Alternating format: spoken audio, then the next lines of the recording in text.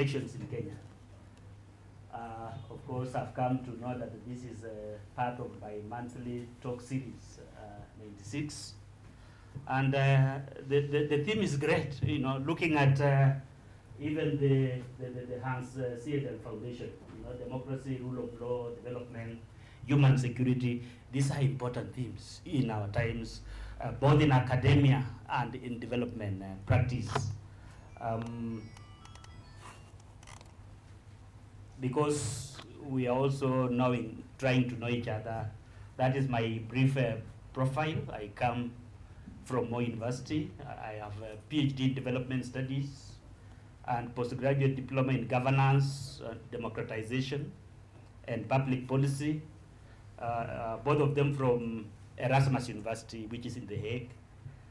I also have an MA in international relations, specializing in security and diplomacy, from Webster University, whose main campus is in the United States, but I attended the Netherlands campus in the city of Leiden.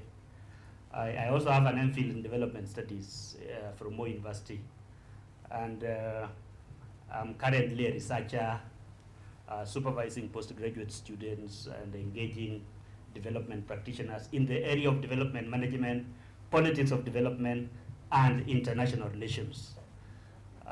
So that is my brief.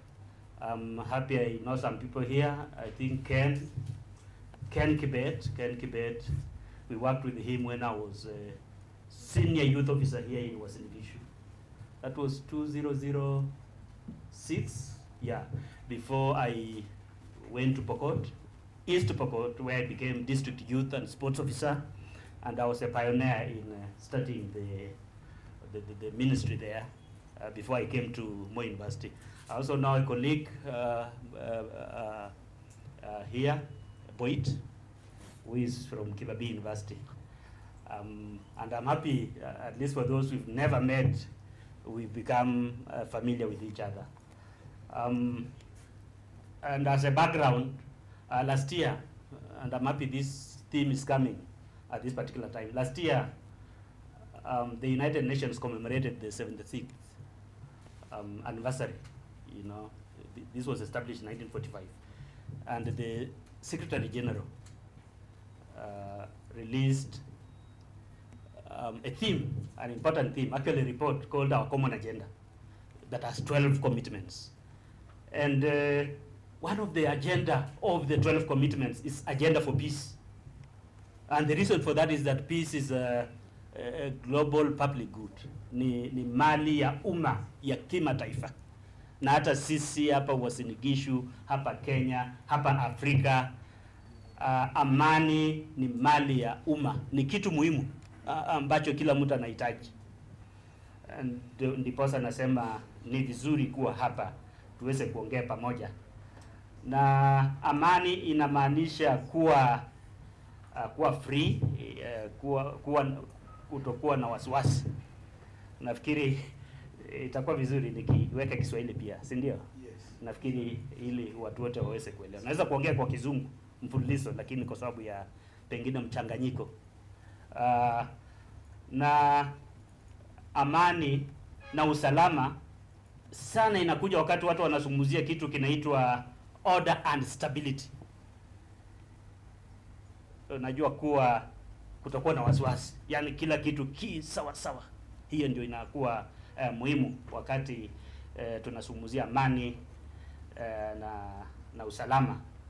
Na hii ni jambo kubwa ambalo shirika la Umoja wa Kimataifa inashughulikia, the United Nations. Kitu kubwa, na iliundwa mwaka 1945 kwa sababu ya amani na usalama. Na ukitaka hii zaidi usome chapter 7 of the United Nations Charter. Inazungumzia hiyo, inazungumzia mtu akileta maneno ya kuchanganya watu, kutaka kuleta utovu wa usalama, inakuwa tayari kushughulikia jambo hilo. Na nafikiri wote tunaelewa kwa nini jambo hili ni muhimu. Najua kile kilitendeka Rwanda, Yugoslavia, na saa hii kile kinaendelea kule Ukraine. Amani ni muhimu. Elections management and electoral violence, tunajua ya kwamba uchaguzi ni muhimu. Sisi kama wana Kenya na mtu wa nchi yote, inachangia maendeleo, kwa sababu tukichagua watu wapya wanaleta agenda mpya katika maendeleo. Msipochagua inabaki yale yale ya zamani, na hiyo ndio uzuri ya uchaguzi. Lakini pia uchaguzi inaweza kuleta utovu wa usalama. No, elections are sources of violence in Africa, na ni kwa sababu ya mambo mawili. Kuna structural factors na kuna electoral processes and the conduct of elections, jinsi tunashughulikia uchaguzi. Structural factors ni yale mambo kimsingi katika jamii, katika nchi. Kwa mfano katika Afrika kuna kitu inaitwa informal patronage systems and exclusionary politics, siasa ambaye haileti kila mtu katika meza ama katika kujumuika, na hiyo inaweza kuleta watu waweze kupigana na ukosefu wa usalama.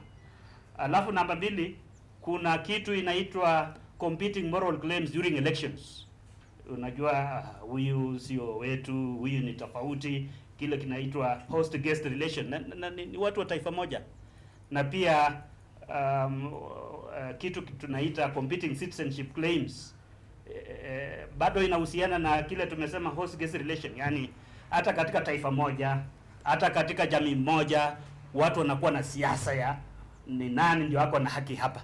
Hata mtu akitaka MCA na anaongea lugha moja na mtu jamaa fulani alizaliwa na amenunua shamba hapa, ataambiwa wewe utakane hapa, enda kwenu mahali ulizaliwa. Unaona, nimetoa mfano tu, vitu kama hivyo. Na hii sana ilianza mwaka wa 1990 wakati kulikuwa na heka na pilka za mageuzi ya katiba, political liberalization. Kuna hii flawed electoral management and administration. Elections get rigged in some African countries. Constitutional procedures for challenging results is not is actually problematic. Kwa mfano Tanzania, nje ya Tanzania, ukishinda ukiwa rais, mtu hawezi kwenda kotini, hiyo katiba hairuhusu. Alafu pia court system, mahakama inachukua muda na ili kuweza kushughulikia jambo hilo, na pengine wakati wanashughulikia mtu ashapata mamlaka na ako na mamlaka ya nchi na ako na anasimamia taasisi za nchi, na uwezi kumtoa pale tena. Na pia mahakama zingine sio hawafanyi kazi yao kwa bila mapendeleo. Lakini nafurahi, nafikiri Kenya hii tunapiga maendeleo, au vipi? Nafikiri maendeleo tuliona jana, Wakenya wengi wanasema, nafikiri hiyo ni mwenendo mzuri, tunaendelea kukua. Alafu nafikiri mnajua Kenya hii vile maneno imekuwa wakati wa uchaguzi, sitaki kwenda huko sana. Tunajua mwaka 2017, mwaka 2007, mwaka 1992 na hata 93 wakati wa Regional Boundary Commission. Nafikiri kwa mimi napata haya kutoka kwa wazazi wangu, wananikumbusha ilikuwaje wakati ule. Kwa hivyo sasa baada ya hayo yote najiuliza civil society wanaweza kufanya nini? Mimi na wewe na wengine. Unajua nimesema mimi kwa sababu mhadhiri katika chuo kikuu ana kazi tatu. Moja ni kufundisha, ya pili ni research, ya tatu ni community outreach. Na community outreach ni hii ambayo tunaifanya. Kwa hivyo sisi tunafanya kazi bega kwa bega, tunafanya kazi pamoja.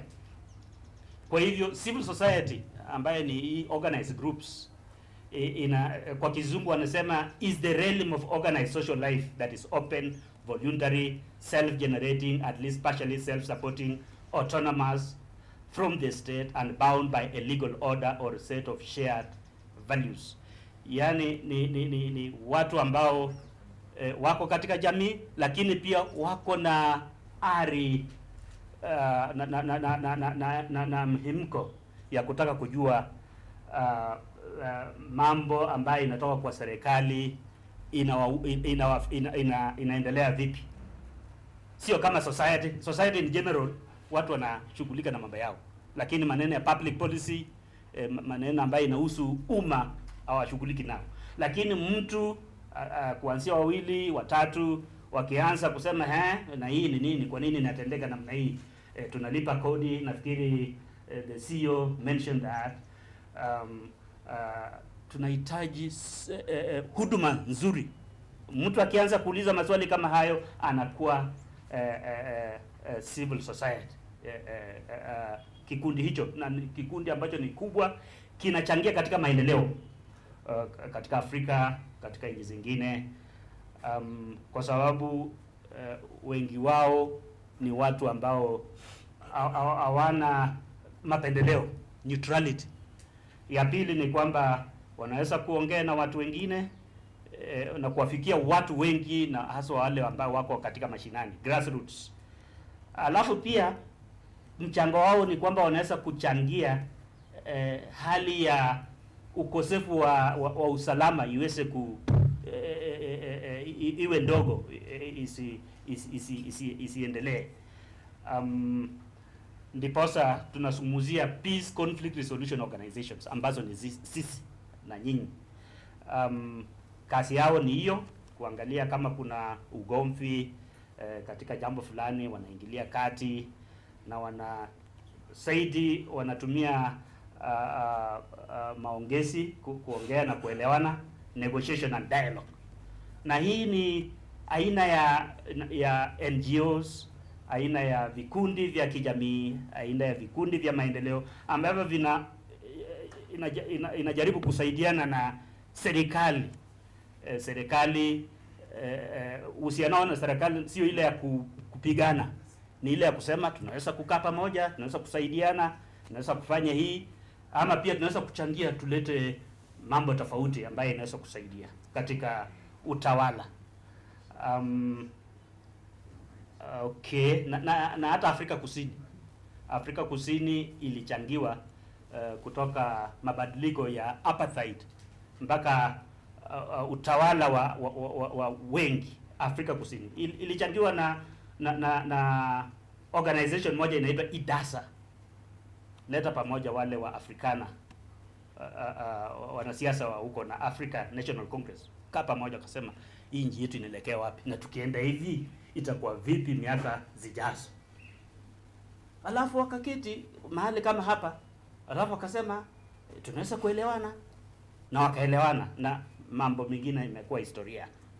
Okay, kwa hivyo na wapa sasa case study haraka. Case study hapa imetoa zaidi kutoka kwa Zulu Natal Democracy and Elections Forum. Ni kikundi kama hiki chetu ambacho kimefaulu katika Afrika Kusini kuleta amani na utulivu wakati wa uchaguzi, na pia nitakuwa natoa mifano kutoka Kenya pia. Na inamaanisha ya kwamba sisi tunaweza kuwa na mchango katika sehemu 5. Moja ni democracy and voter education, violence and monitoring, hiyo ni namba 2. Namba 3 ni mediation and conflict resolution. Namba 4 ni election observation. Namba 5 ni legal compliance and litigation. Hizo ndio sehemu 5, na katika hii katika mazungumzo yangu nimeweza kusema ni yapi yanaweza kufanywa. Kwa mfano number 1, hii inakuwa ni kufundisha watu kuhusu uchaguzi na mambo ya demokrasia, na inafanywa kabla ya uchaguzi kama saa hizi. Wakati IEBC inafanya pia na vikundi vilivyoketi pamoja, vilivyokuja pamoja, vile CEO alisema wanaweza kufanya hiyo, waweze kujumuika na kufundisha wapiga kura haki zao, haki za watu wengine, kwa sababu kitu muhimu katika demokrasia kwa kizungu ni mutual recognition. Mutual recognition ni mimi nikutambue, pia unitambue mimi niwe na wewe pia uwe, na hiyo ndio demokrasia halisi, na hiyo inachangia watu wakae pamoja na kwa amani. Na hiyo ni kazi ya kusaidia pia IEBC kama ni Kenya, unaona, kusaidia IEBC kwa sababu hiyo ni kazi yao, lakini hawezi wenyewe, lazima pia kuwe na watu ambao wanaweza kuwasaidia.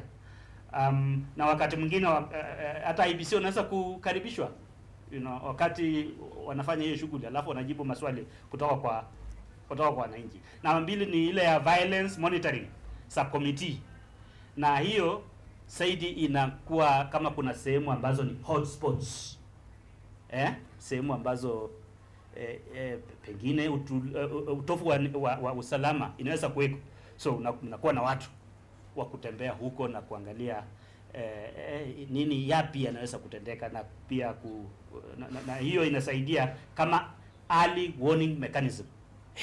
Ile maneno inaendelea, hii inaweza kutendeka. So unajua hata nchi inakuwa na wale watu wana masikio chini, si ndio? Na wanasema hapa lazima tutengeneze hapa, maneno yanaweza kuharibika. Kwa hivyo hata NGO, civil society, organized groups wanaweza kuwa na hiyo kusaidia jamii ili kuwe na amani, na pia kuwepo kwao katika sehemu ambazo pengine mambo kama inaweza kufanyika, inaweza kuchangia watu wasifikirie jambo kama hilo. Na hii inakuwa ni wakati wa uchaguzi na baada ya uchaguzi. Okay. Na wakati huu pia ni wakati wa kujumuika na pamoja na vyama vya kisiasa, wakati wanakuwa na pilika zao za kusaka kura hapa na pale, na inakuwa ni rahisi pia hao waseme hapa nafikiri tuko na shida hapa, tungesaidiwa hapa. So ni jambo ambalo sio ati ni watu kwenda kwa kona moja na kukaa na ni yao tu, ni kujumuika na wengine. Okay, na kwa hali hiyo inawezekana kusaidia vyama vya kisiasa kuweza kuona vile electoral code of conduct ambaye iko hata katika nchi hii inaweza kuwa kusukumwa mbele. Okay. Alright. Alafu ya tatu, nafikiri wakati wangu karibu unaisha ama imeisha? Yes, niendelee. Namba 3 ni Mediation and Conflict Resolution Committee. Mediation ni kuweza kuingilia na kujaribu kuongea watu waelewane. Mediators ni kama Kofi Annan alikuwa ni mediator. Watu ambao wanaweza kuleta watu pamoja, maneno kama kuna mambo ambaye watu hawaelewani, kuwaleta pamoja na kusema hii najua wewe umekwaswa na hili na wewe pia umekwaswa na hili, lakini tunaweza kuelewana. Unaona hata wakati huu unaona kwa vyama vya kisiasa, kama kuna watu wawili wanawania kiti moja, wanaletwa pamoja, si hiyo tumekuwa tunaona. Alafu tunasema tunaweza kufanya kazi namna gani? Jamani, nyinyi muelewane, mkae muelewane, kwa sababu wewe unataka, huyu anataka, na ni kitu nzuri, lakini unajua nyinyi nyote hamwezi kufanya jambo hili, lazima kuwe na mtu mmoja, alafu wanaelewana. Nafikiri juzi ilikuwa ni kule Kakamega, ilikuwa ni Khalwale na nani na Malala, unaona, na pia tumeona katika Azimio pia umekuwa nafanya jambo hilo. Na mambo ambayo inashughulikiwa zaidi ni wakati wa pilika za campaign. Kuna saa zingine watu wengine wanaharibu picha za wengine, unaona, so wanashughulikia vitu kama hivyo. Pia kuna mahali pengine watu wengine hawaruhusiwi kwenda kupiga siasa na kutafuta kura. Pia vikundi viko na haki ya kushughulikia vitu kama hivyo, na waweze kusema hii hatuhitaji, hii itaweza kuleta inji iende mahali pabaya. Namba 4 ni Election Observation Subcommittee, na hii inaweka wale watu ambaye wanaangalia kura jinsi inapigwa wakati wa uchaguzi. Na kwa Kenya tuko na ELOC. Nafikiri sijui ELOC ni kikundi iko kwa Kara, part of them, very good, Kara. So ELOC inamaanisha Elections Observer Group, ambaye imefanya kazi hii vizuri sana na iko na watu katika constituency yote Kenya hii. Na okay,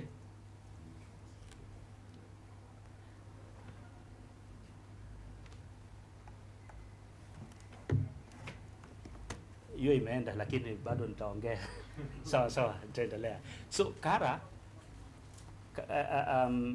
ELOC ni kikundi ambacho kinaangalia sana masuala ya uchaguzi. Siku ya uchaguzi wanakuwa na watu ambaye ni observers, wanakuwa kila mahali na wanakuwa na mambo kadha wa kadha ambao wanaangalia. Kwa mfano hiyo kituo cha kura inafunguliwa saa ngapi, na wakati imefunguliwa watu wote wako pale ambao wanahitajika.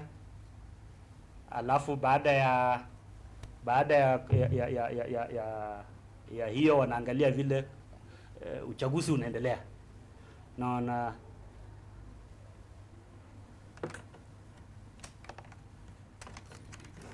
okay.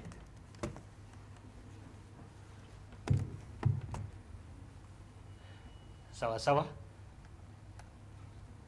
So wanaangalia uchaguzi unaendelea namna gani. Kuna watu wananunuliwa, kuna watu wanalazimishwa, ama hakuna, ama maneno inaendelea vizuri, unaona. Alafu baada ya uchaguzi wakati sasa kura inahesabiwa, wanaangalia zile vikabu ambavyo kura inawekwa, kama seals ziko ama haziko, unaona, wanaangalia hizo. Alafu baadaye wanaangalia kura ambazo zimehesabiwa ni ngapi, na si atu wanakuwa katika kila sehemu ya uchaguzi au kila sehemu. Okay, imerudi au kila sehemu, wanakuwa wanafanya kitu inaitwa sampling. Kama ni tuseme 210 constituencies kwa mfano, watasample polling stations kama pengine 5. Okay, nafikiri bado haija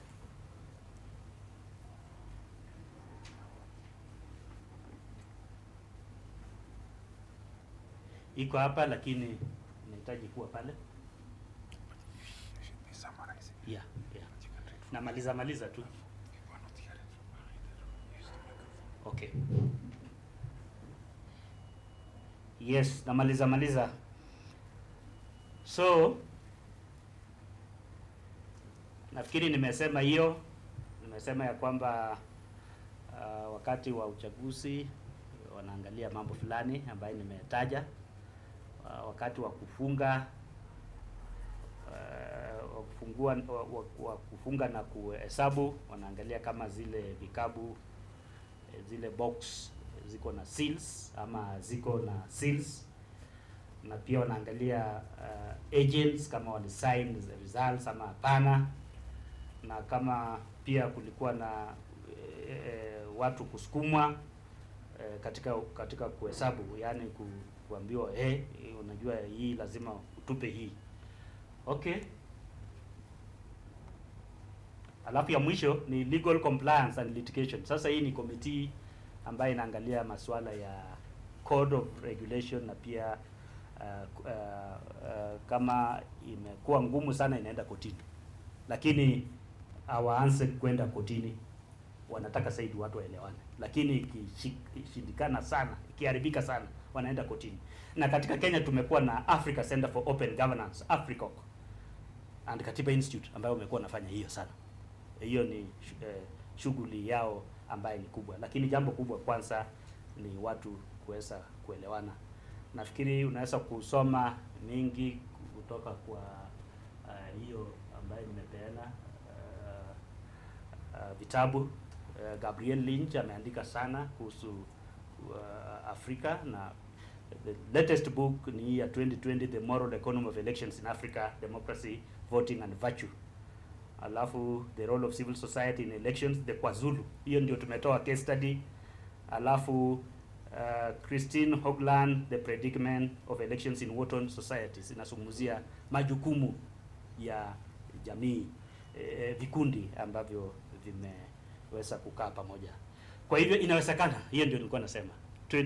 Tunapo sogelea 2022, inawezekana sisi tuweze kujumuika na kuweza kuleta uchaguzi ambaye ni wa amani. Haitakuwa kwa mambo yote, pengine tutaanza kwa zile ambazo tunaweza, lakini pia tumejifunza zingine ambayo itakuja miaka ambazo zijazo. Asanteni sana.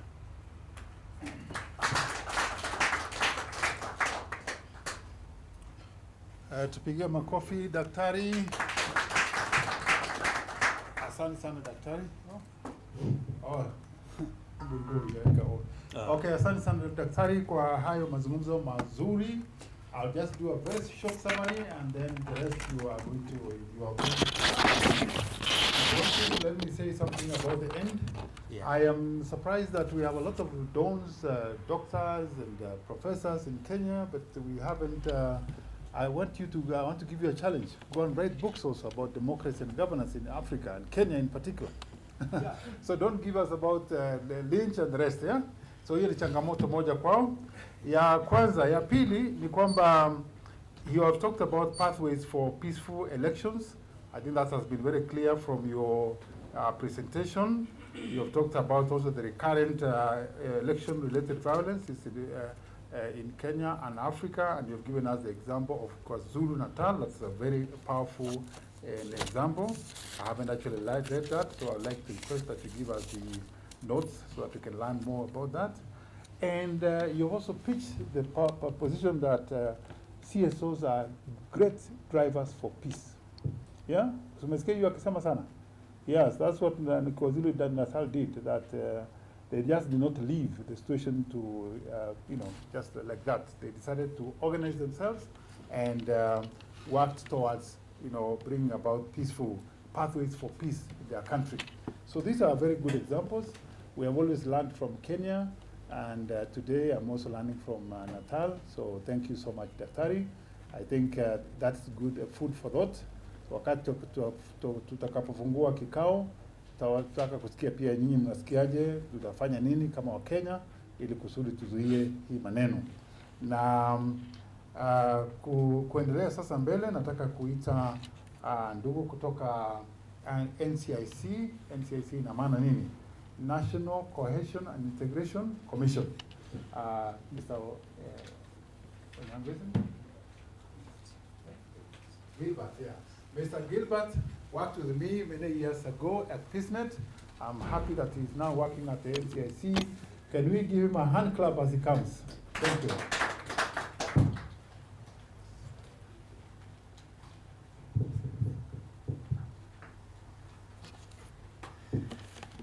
Good morning. Good morning. Hamjambo. Jambo. Bwana Yesu asifiwe. Amina. I know it becomes very difficult when the scholars have spoken before you.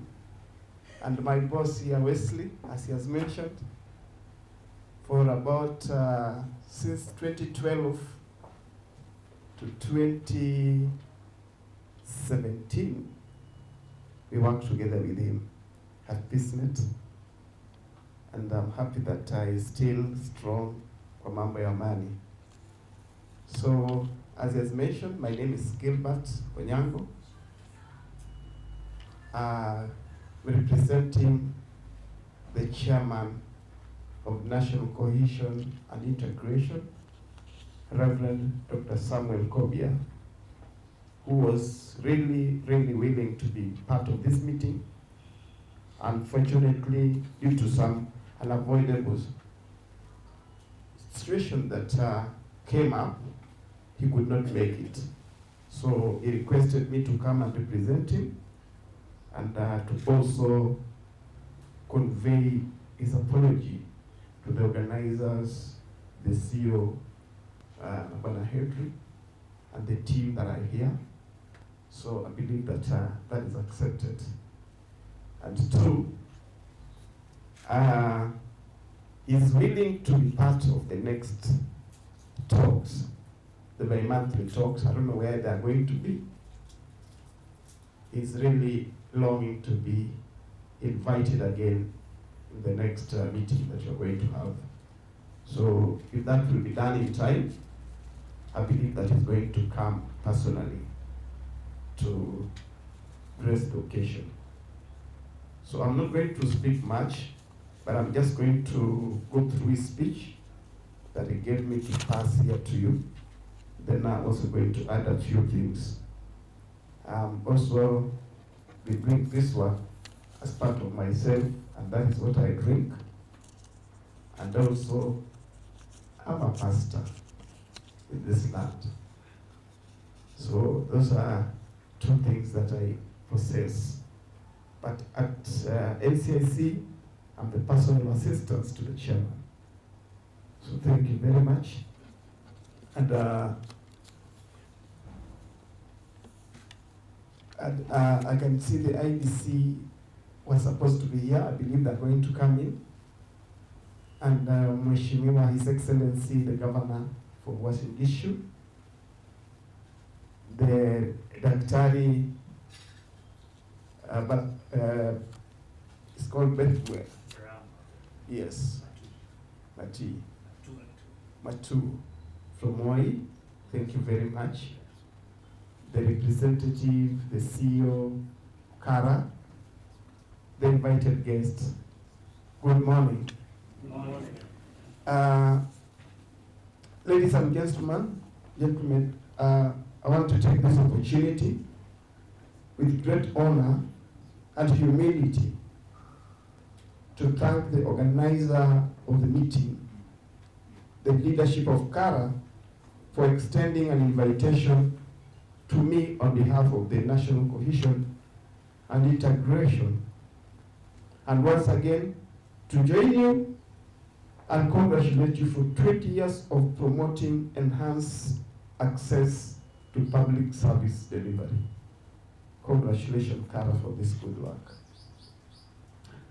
Once more, let me thank Kara for creating and expanding spaces to ensure nobody is left behind in the call for peaceful and successful 2022 general election.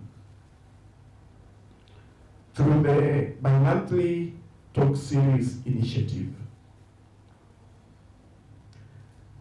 As Kenya prepares for her general election on the 9th of August 2022, political temperatures coupled with political intolerance, hate speech, among other related vices are emerging.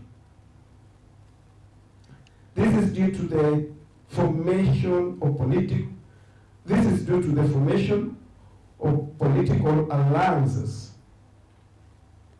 that of late have been unpredictable.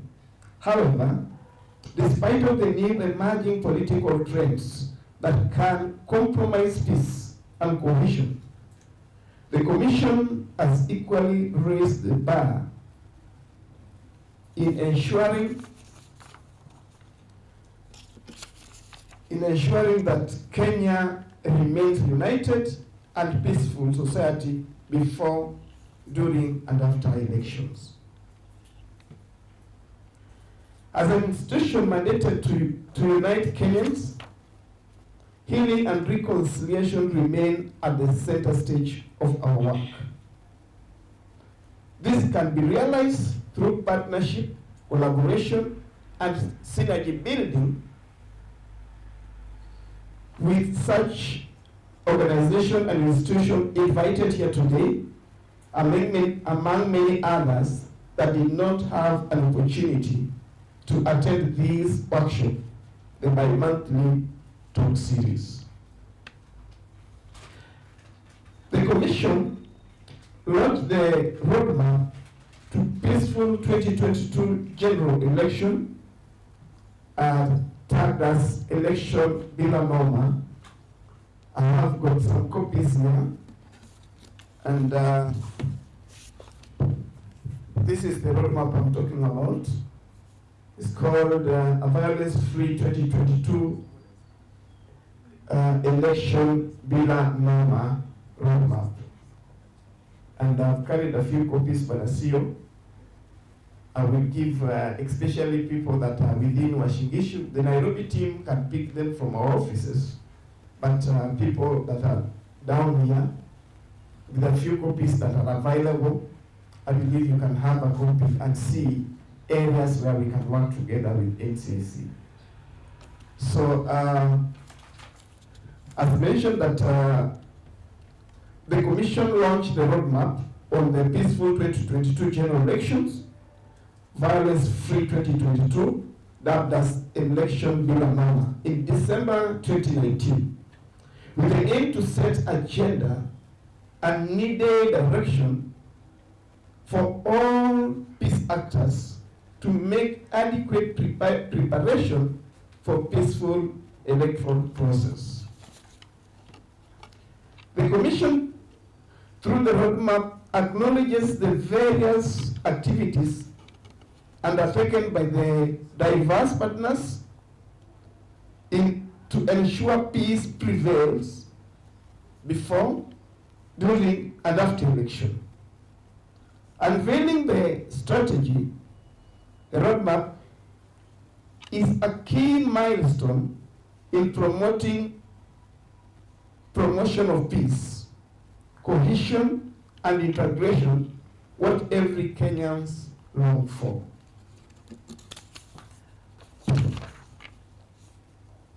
The roadmap is a product of participatory process that involve various stakeholders, including some of you seated here today. It is also pegged on the lesson learned from the past challenges as well as the successes identified by partners in the past elections. The Commission's mandate remains to promote national unity and eliminate all forms of ethnic discrimination by facilitating equality of opportunities, peaceful resolution of conflicts, and respect of diversity among Kenyan communities. Realization of this mandate comes because of the support and collaboration from both state and non-state actors. The various activities implemented by our partners, including your organizations, local institutions, in respective jurisdictions, no matter how small they look like, they are important towards the realization of the Commission mandate. I would therefore want to take this opportunity to thank and encourage you all. This country belongs to all of us. I therefore appeal to all of you to continue with the good work to ensure peace prevail within our borders.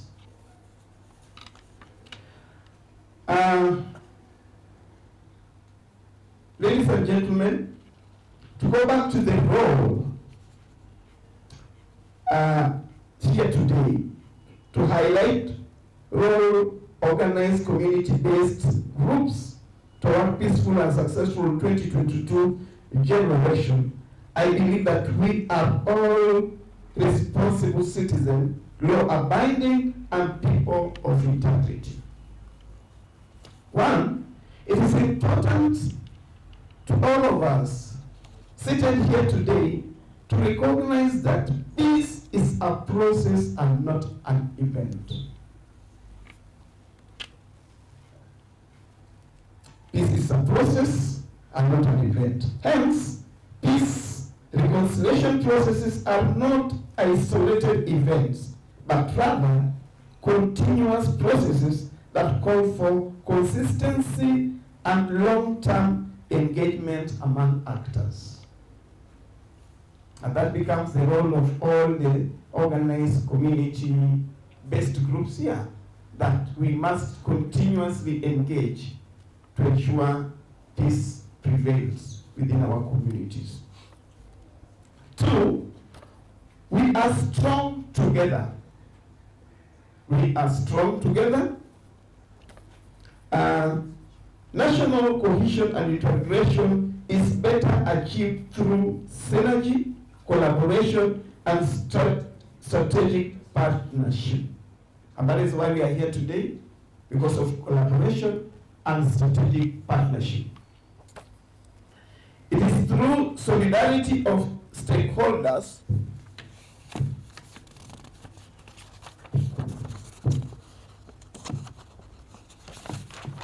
It is through solidarity of stakeholders, coherence of action, that cohesion and peaceful election can be realized, can be a reality. 3, need to fulfill public expectation. I believe that the Daktari talked about what we can do, and that is what we are expected. What are the public expectations as the organized community-based institution or organization? Citizen expectation of public service. Performance influences their attitude and behavior towards services. We must endeavor to create trust with the communities we serve. If you don't have trust with the communities that you want to begin engaging with issues of peace and reconciliation, it becomes very, very difficult. So the Commission is calling upon you that you must now, the first step is to build trust with the community that you want to work at, or where you are working. If you're working here in Uasin Gishu, do they trust your organization? Can they listen to you? It becomes very, very important. So if they don't trust you, then you must begin to build that trust.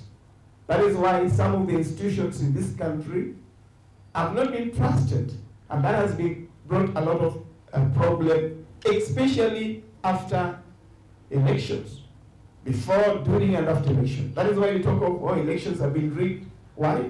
Do we trust the institution responsible? And today, as I stand here, I'm very happy that we begin to embrace what the judiciary is doing. You know, before, some people that are old enough that are here, before, when there are issues, people will go to street and call Haki Yetu. But now Kenyans are maturing up. If there are issues, they know where to take the issue, because they believe the judiciary will address the issue. And when we take the issues to the judiciary, we wait for the judiciary to do their responsibility. Why? Because we build the trust with the judiciary. So you, as a CBO, organized community organization, you must also build trust in the community where you are working. Hello, are we together? Thank you very much. Another important thing is the benefit of participation. Participation is key, and participatory approaches in peace building are effective in enhancing sustainability, ownership, and collaboration. This is because people are integral to the planning and implementation of cohesion intervention. We must involve people for us to succeed.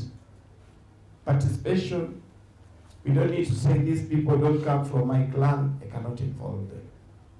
Peace needs all of us, and that is why we're calling for the participation, so that the community, the people can own the process.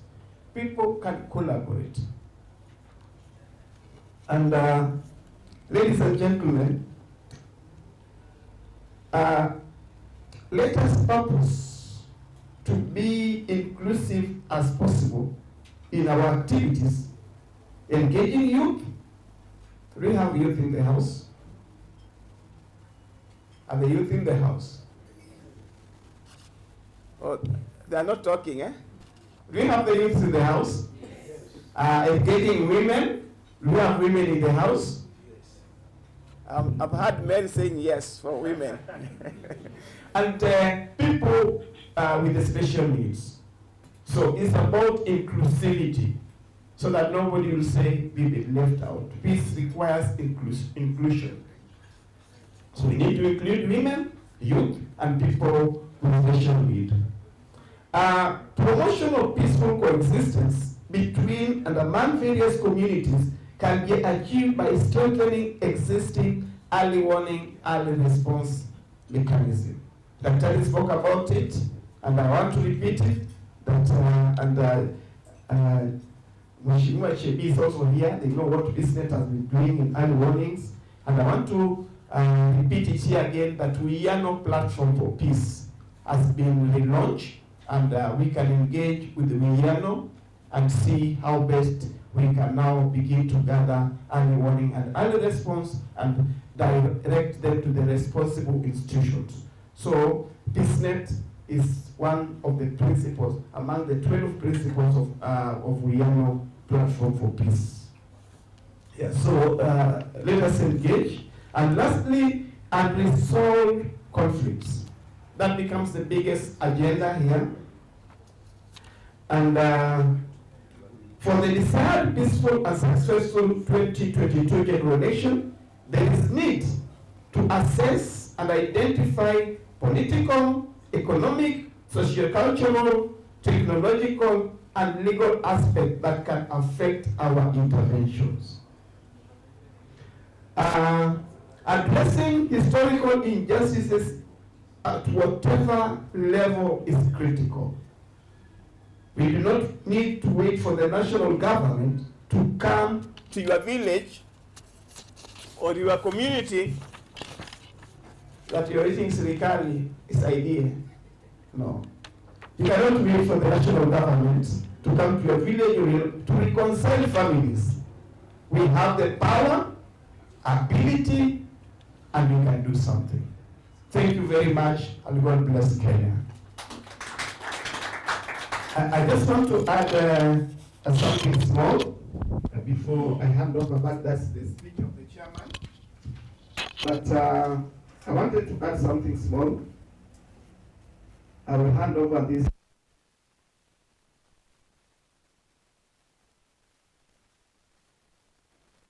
Is here, but if he comes, we also hand him over a copy. So let me just make some few remarks, then I hand over this copy to you. Something that I wanted to add is about the monitors of election. We don't need to be paid to be peace monitors. We can do it because it's good for our community. Most of the people or the CBOs are waiting, and I know IBC will be here, will encourage and tell us what do we need to be observers of the forthcoming election. So as an institution, we can apply through the IBC, and then we are given that mandate to observe election at our grassroots. So I believe that is going to be very, very important for all of us seated here as the community-based groups. Something else that I would like to say is it is your responsibility. Dumisha Amani is our personal responsibility. We don't need to wait for the UN to come and tell us, keep peace. We can begin by ourselves to ensure that we maintain peace at an individual level. When each and every person maintains peace, then I believe peace prevails in this country.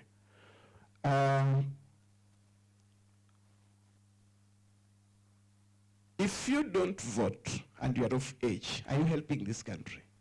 You are not helping this country. Number one thing, before we begin to say, oh, our votes are stolen, have you voted? Because number one thing, we must vote before we can claim responsibility. So I want to encourage the people here, the groups that are represented here today, that we can do something much more. We can go out and create awareness in our communities among the people whom we are working with. that there is need for all of us to go and vote. Because that is our responsibility as Kenyans, that we need to go and cast our votes, that we can elect the leaders that we want to take us for the next 5 years. But if you don't go and vote, then it means you are voting for a wrong leader in absence. Because if you don't vote, it means you are picked on the wrong leader. So I want to encourage all of us that are here, the community organized groups that are here, let us go out and begin creating awareness to our communities, the importance of voting, and how we need to cast our vote wisely. Dr. spoke about the hotspots. We've identified hotspots in this country as NCIC, and we are going to work with you to ensure that the issues that are coming up in those hotspots are addressed. But another thing, the fact that today, for example, if this place is identified as a hotspot, it does not mean it can remain a hotspot until August. Trends are changing. We can get other places that are becoming hotspots. So a place can be identified as a hotspot, but after 1 or so months, it changes and becomes neutral. So we need to know that the fact that some areas have been identified as hotspot does not mean other areas cannot also be hotspots. Or the hotspot areas can also change to be okay and be peaceful. We are continuing with dialogues. Dialogues are very, very important. And that is the best that the organized community groups can do. You work in the community. You work with the citizens. They understand you. They trust you. You know them. They know you. You can do much better through dialogues. Don't wait for Kofi Annan, the late, to come and do dialogues here. I was in South Sudan sometime, and I really embraced how the South Sudanese embraced one of our own soldiers.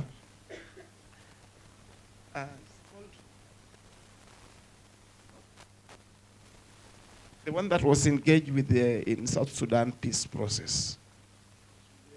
Sumbeyo. Yes. Look at how Lazarus Sumbeyo is acknowledged and respected outside the borders of Kenya. Why can't we also embrace our own? Must we wait for Annan, or people of Annan or the US to come and talk to us? We have best people. When you look at, Dr. talked about KwaZulu-Natal, when Mandela was to be the president, and there was a problem with Chief Mngothusi Buthelezi. Who helped the situation? A Professor Washington Jalango from Kenya. Yes. And why can't we also embrace our own? Build Kenya, buy Kenya. Thank you very much, and God bless you. Allow me to hand over this uchaguzi bila noma to Kara, that is going to ensure that our partners have it.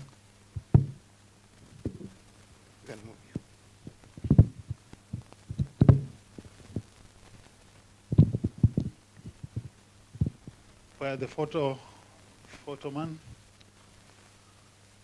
Very good. This is the roadmap we are having, and we are giving it to Kara, that you can also get a copy and give it. Thank you very much. A good hand clap. Thank you so much. Sandy Sana. Thank you very much, and God bless you. Thank you so much, Gerald. That was a very, Gilbert, sorry, Gilbert. Thank you so much. That was a very wonderful presentation. I think we have learned a lot from his presentation. And I just want to summarize a few things here. I heard him speak about principles of peace building at one stage, and also strategies. And what I liked was about the fact that we need to build trust amongst ourselves. We need to make sure that people participate in peace building. So that's why we are here today, to encourage you that wherever you are, you need to participate in this business. And that peace building is really a journey. It's not an event. And that we must embrace inclusiveness, wonderful. And that we must engage both the young and the women, people with disabilities, everybody. That's why we're talking about engagement and inclusivity. But also embrace diversity. Hapa ndani tuko na ndugu Waislamu, Wakristo, wa kabila mbalimbali na kadhalika. And actually, let me tell you my story. If you, I read something and I think this is a revelation.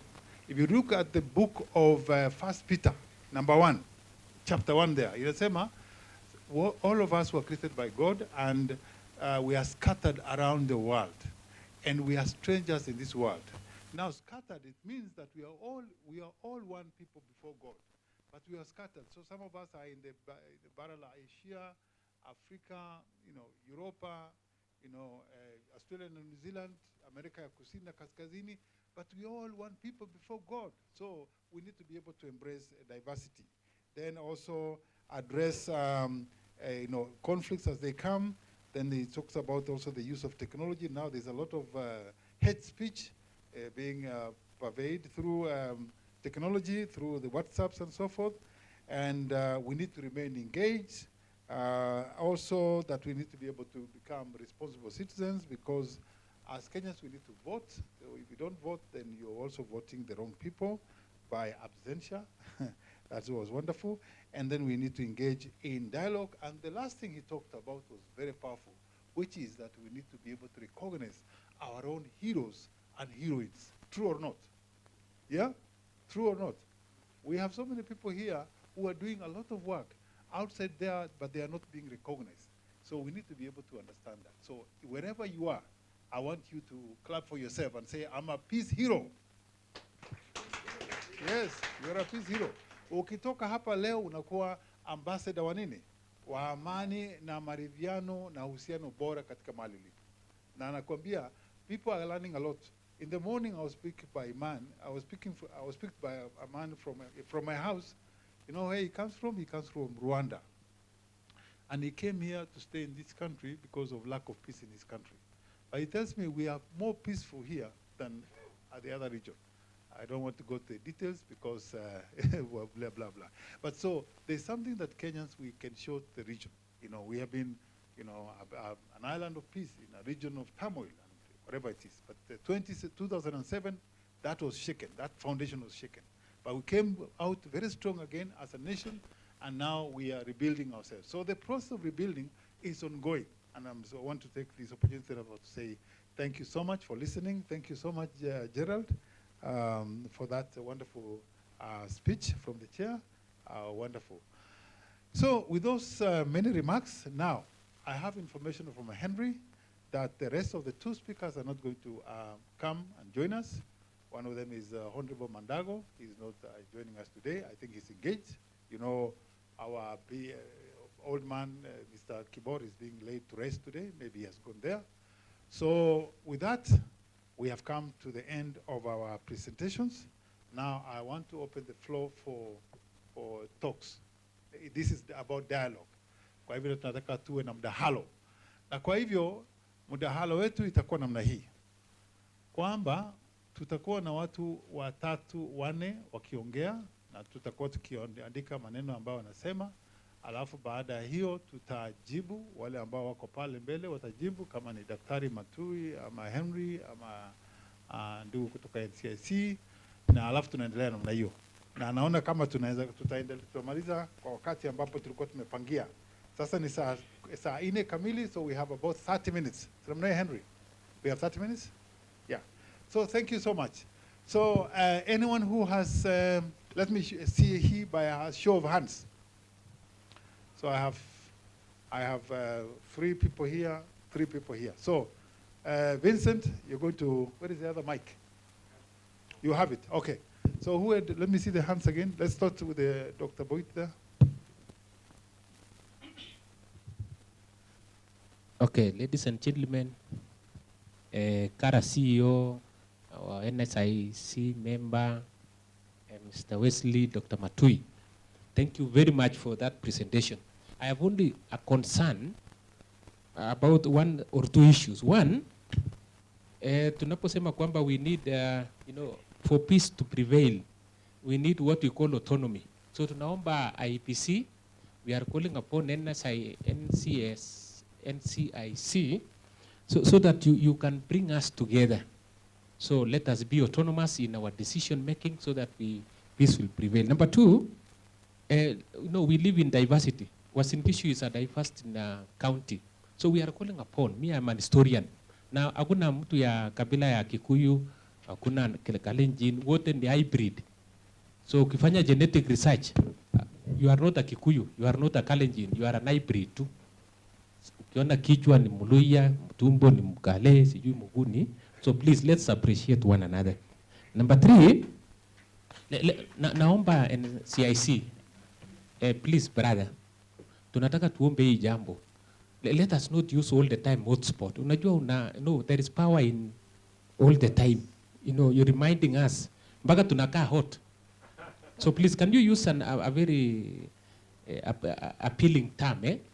Yeah, na iwe siri yenu tu, msituambie, iwe siri yenu kwamba mnajua Uasin Gishu nini. Because tumejua hotspot.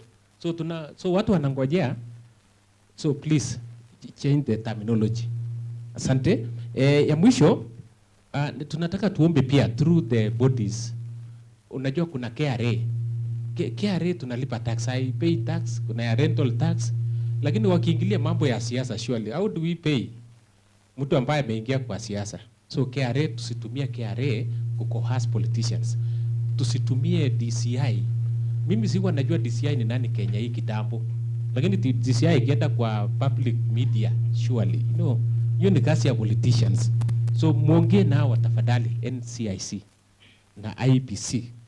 Alafu ya mwisho, you know, stability begins from an individual. Why we have problems si kwa sababu tunapenda vita, ni stress inaanza kwa nyumba sababu ya umaskini. So tukikosana na bibi anakosana na watoto, tunakosana na mbwa, wanyama kwa boma. So vita inaanza hapo. So if you can stabilize peace, hatutakuwa na shida zote. So peace begins from up. Na tunaomba serikali yetu, please let's not be so petty na hii mambo. Wacha siasa sisi raia wa siasa. Na tukule hiyo pesa, na si pesa mingi. Mimi ni juzi nimekula ya MCA, nafanya research, ama researcher. Nimekula ya MCA 50 shillings na unaona watu wanafurahi kabisa. Nikakula ya governor 100 shillings na unasikia watu, Mungu akubariki governor, tumekupea kura. You know, 50 usione pesa kidogo. It shows the magnitude of the problem. Otherwise, ladies and gentlemen, we really appreciate Ocheng. Thank you, brother. You have really been struggling for peace in this nation. Asante na Mungu akubariki sana. NCIC, tunawapenda sana. Mtusaidie tu. Wazazili muna apply nini, msiwe so retrogressive. Muna charge huyu, muna wacha huyu. Kwanza tunaongozwa na Reverend. So please mtusaidie sana. Thank you. Okay. Now, thank you so much, Bwana Boyd. Now, I want to issue another rule that I just want you to pick only one, if the list, 2, because we have so many people who want to speak, isn't it? So you have to be very brief and to the point and very brief. Thank you. So there was somebody here, yes. Thank you. Good morning. All protocol observed. Nataka niulize maswali mawili. And let me start with NCIC. I hope we are not sincere. NCIC has never been sincere since inception. Because how comes that you categorize some other places like hotspot and you leave politics? And you know politics is a hotspot. They have never mentioned politics as a hotspot, which they need to tackle seriously. And this name calling, they leave politicians or most of us to call some other people name calling, abuse one another. Ni lini abuse like kuambia mwingine mchinga, mganga, muisi, imekuwa aje mpaka ikakuwa maadili mema kwa binadamu. Na unaacha hao watu, anybody, nitaisambia saa hizi Mr. Onyango, we ni mchinga sana.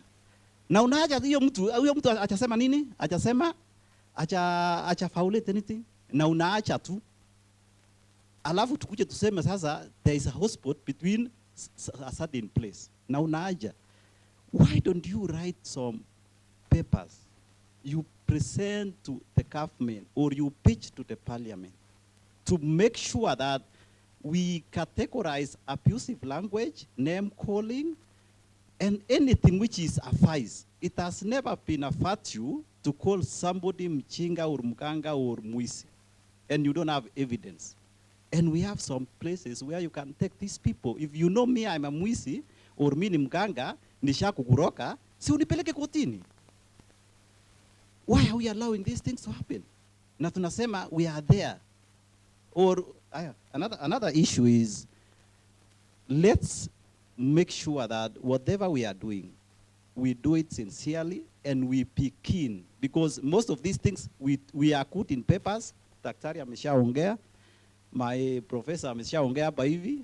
We are good in policy, but the implementation part of it is a big problem. And let me ask Daktari, at one time you are in West Pokot.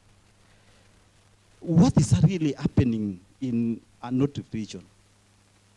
What is really happening? Kwa nini tunapigana mpaka wa leo? Tukiongea leo tunapigana. Are we not having, I can see my bishop there, and they know the solution. Kwa nini hatuchasuluhisha mpaka wa leo? Still tunapigana huku kwetu. Asante.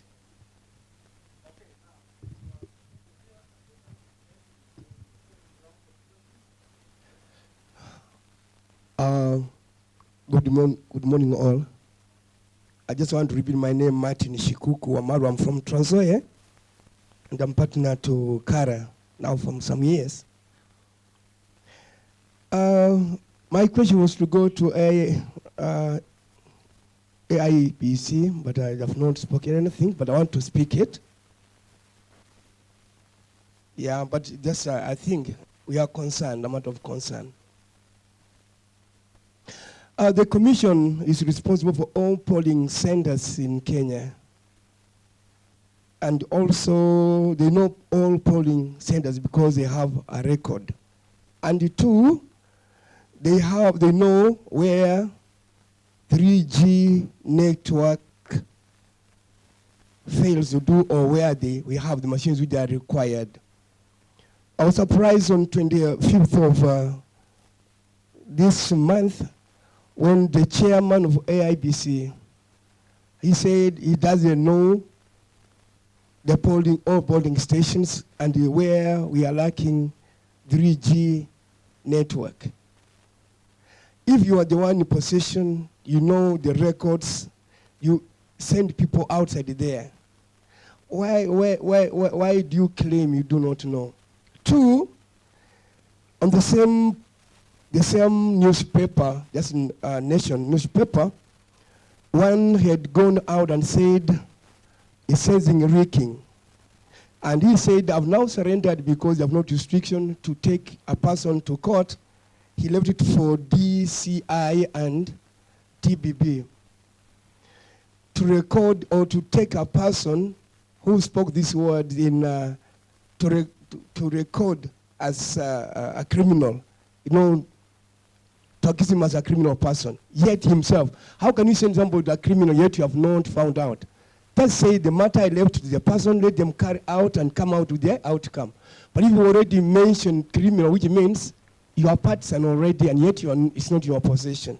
I didn't, that language outside there, because you are mixing people, it creates, okay? I hope you know what I'm saying. This on page 2012 of that same book, that same paper. To CIC, I thank you for your presentation. The NCIC, you are concerned with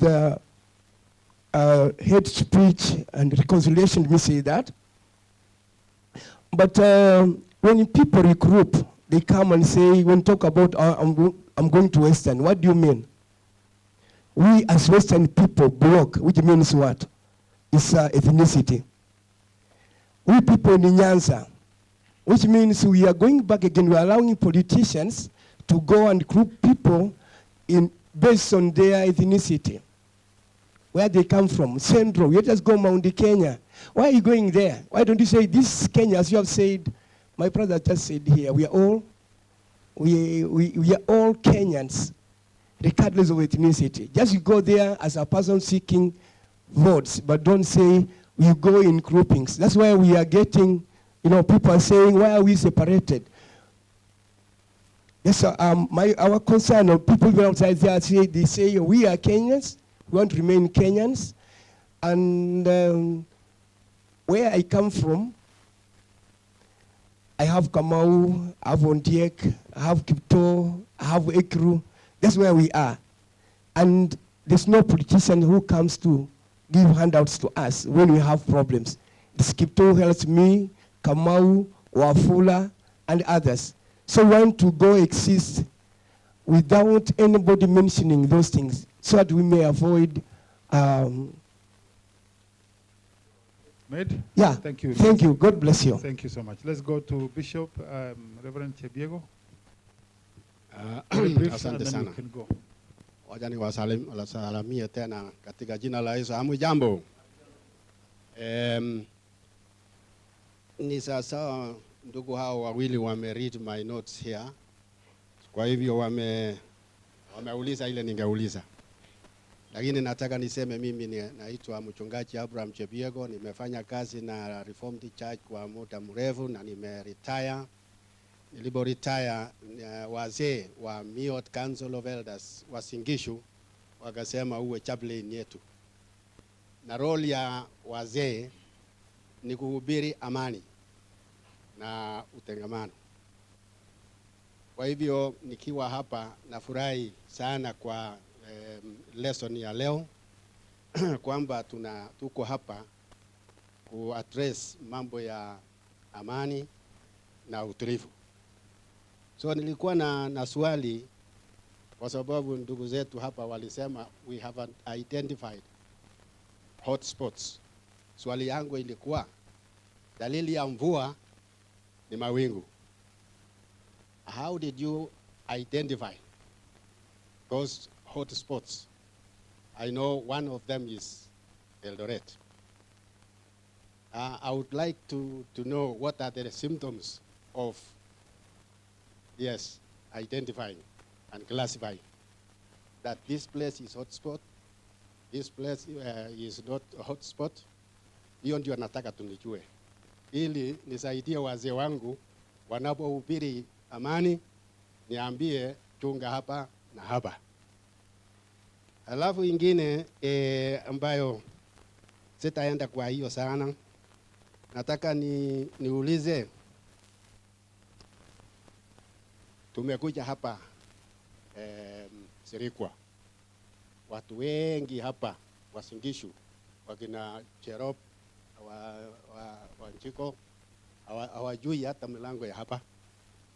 Na mumetaja kwamba jambo hili liende mpaka grassroots ama communities. What are the strategies of reaching those communities? Alafu allow me bwana organizer niseme story moja ambayo nilipata kutoka seminar ambayo nilienda huko Switzerland zamani. Tulikutana watu nationalities 64 katika dunia yote. Na theme ya seminar hiyo ilikuwa man created in the image of God. Wewe kutoka Kenya ina maana gani? Wewe kutoka wapi katika dunia ina maana gani? Mwisho tulijua kwamba regardless of color, religion, race or whatever, sisi wote ni viumbe vya nani? Ya Mungu. Hiyo ikajulikana kabisa. Hakuna mtu ambaye alisema niliumbwa na shetani ama na kitu kingine. Wote walisema tuliumbwa na Mungu. Kwa hivyo tukajua kwamba likeness of God is present in kila mtu, kila binadamu.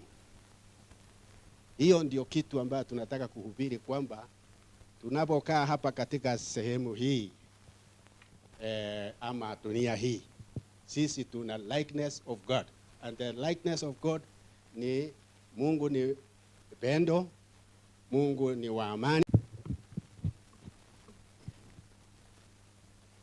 Thank you very much for the people that have asked the questions.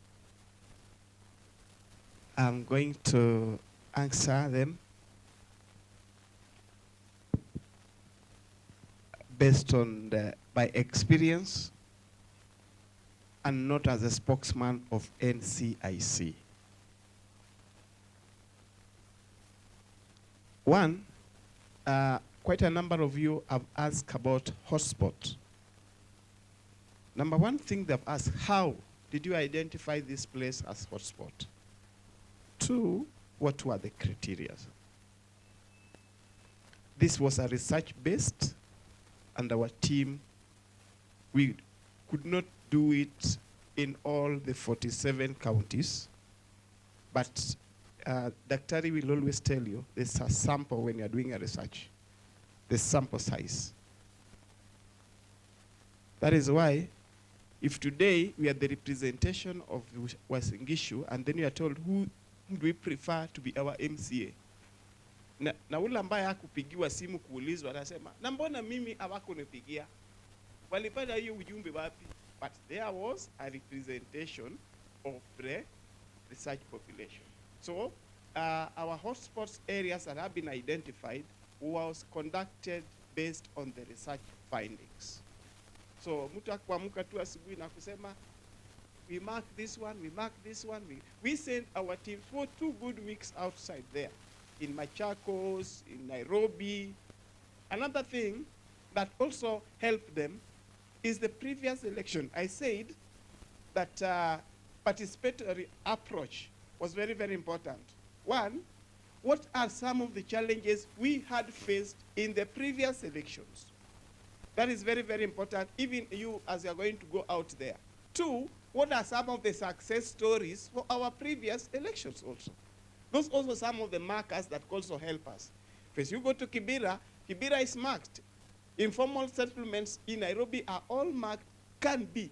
The fact that someone is saying that they are hotspot, I said, hotspot is like Nijua. Ukipata cloud ikifunika hivi, uoni, sasa hakuna hiyo jua. So the things that are dynamic can change based on how people text them. Does not mean it's stamped, it's permanent, no. But those are indicators that something is likely to happen. But if people begin to intervene, then things can change. Cosmopolitan area is one of the key issues, where there's so many ethnic communities together with so many political interests, different diverse political interests, that also becomes a marker. So I want to encourage my brothers and my sister seated here today that let us embrace the research, and it does not mean someone that indicated those hotspots had negative attitude against those, but they were saying this now we need intervention. So I think that is all, Bishop, about the how. And how and the Simstones. Simstones, I said, based on the previous elections. Those are some of the things also we considered. Like you see, they went to Kisumu and say something happened in Kisumu. Kisumu is likely to go back to this. So we need to do something about it. If someone is not satisfied, I'm still here. Two, the issue of DCI, ODPP, and overall. Let me tell you how the commission works. The commission, if they identified, let me use Daktari, that Daktari has a problem, what they do their own investigation. Once they've done investigation, they take that file to the DCI, Department of Criminal Investigation. The DCI also does their investigation and carry that file to the office of the ODPP, that again looks at it. When they are satisfied, they take it to court. When they take this matter to court, NCIC, once the file has reached ODPP, their hands are tied. They cannot change anything. If that case goes to court and the judges say, this one, hakuna case hapa, it ends there. So, someone asks, why is it DCI, why ODP or ODPP? It's a process, it's a legal process, that you do your part as a commission, hand over to the Department of Criminal Investigation that are mandated to do investigations. It depends whom are they sent to do investigation. Once they've done that, they take that file to ODPP, the Office of the Prosecutor, ambaye anaangalia hii file mzuri, anasema bwana hii file yenu sioni kama kuna case. What do? It dies there. If the ODPP feels hii file kuna weight, inapeleka kotini. Na ikipeleka kotini na jaji sema mimi sioni kitu hapa, inakufa pale. That is how the issue of DCI, ODPP comes in the cases that, especially the hate speech cases that NCIC are handling. NCIC akiona my brother said here mtu anaita mwingine mjinga, oh, tunasema hiyo ni mbaya sana, tupeleke kwa DCI. DCI mnasema oh, mjinga ni kitu kibaya. But what about the law? That file goes to the ODPP and the ODPP say hakuna kitu kwa katiba ambayo inasema ni kuita mjinga, I need to be taken to court. Inaanguka pale. What do you do? But the process must be done. Inaanza na NCIC kufanya the investigation, wanapeana hiyo file kwa DCI ambayo wanafanya further investigation. DCI anapeleka file kwa the prosecutor, the office of Haji.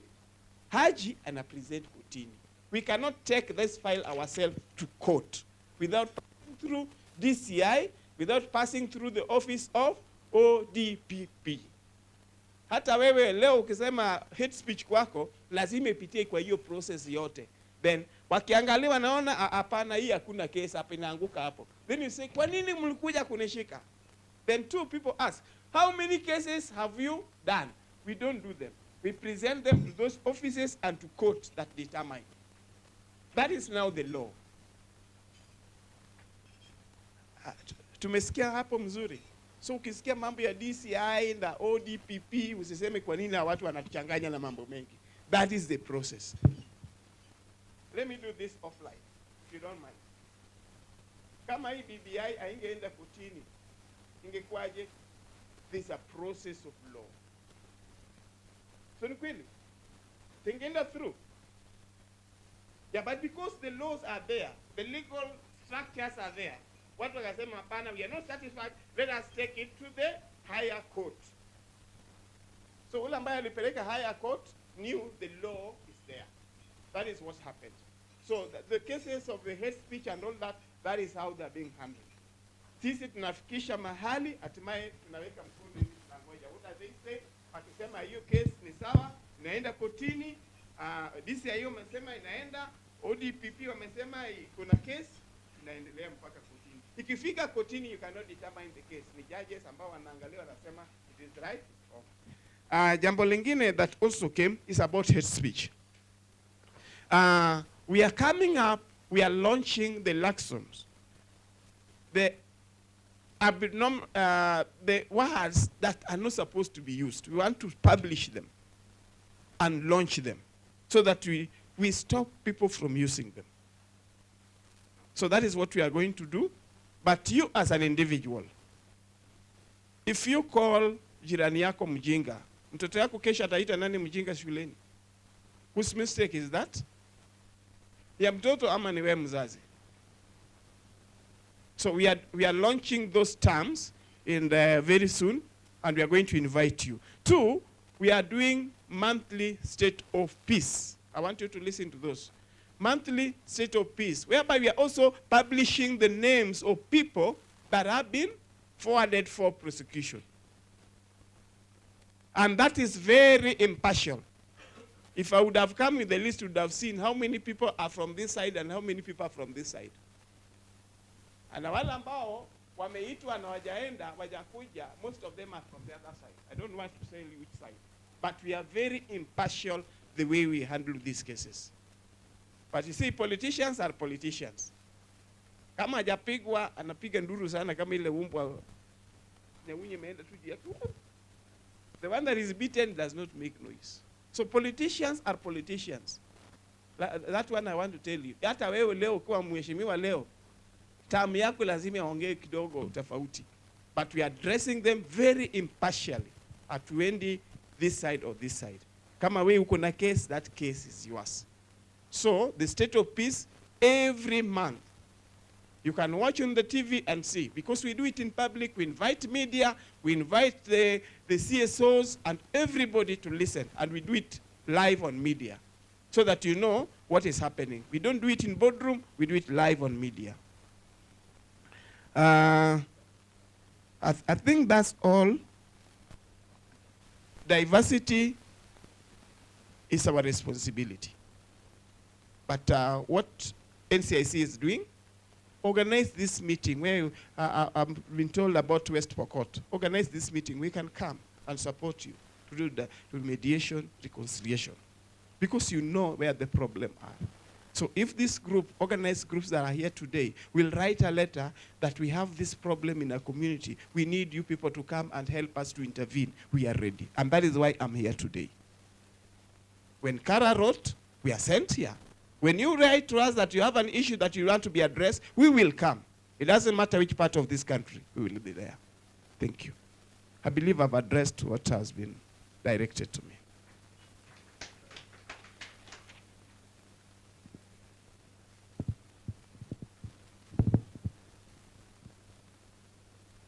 Okay, thank you. I think colleague has addressed quite a number of issues. I want to add on that. I think there are three things, three issues. One is freedom of speech, and then no thrift that was asked by my friend Boit. And then we have strategies of using communities, strategies of reaching communities. Of course, I think a fourth one, hotspots. Let me start with the freedom of speech, which my colleague has addressed. What I know is that there is a very thin line between freedom of speech and hate speech. And that's why it's very difficult for people to be prosecuted and even found culpable once they are accused of hate speech. Because there's a very thin line. In fact, in the United States, somebody can call you all sorts of names, and you'll never be prosecuted. So I think it's good progress when he says that they are coming up with the categories of what can be used to take people to court. But again, you know, our system, people will contest that. You see that. Even when you publish names of people to take to court, you know, Kenyans will definitely contest that. So it is something that what they're trying, even though it will be contested, but it's good to do it. Yes. So I think I've addressed that. The only thing that resonates with the courts is when hate speech leads to what is called defamation and libel. Defamation is injuring somebody's reputation. You know, calling somebody a thief when actually you don't have any proven evidence. You know, somebody can take you to court and you can be fixed for that. Of course, that is defamation is speaking, but libel is when you write it, and it's something permanent. You know, so one has to know the red line. You know, when you are engaging with the people, because you can be taken to court for that. And then on hotspots, how would you know them? I know my friend said it should not be used. I know what you are talking about. You are coming from this idea of representation, that representations can make things even look bad when it is good.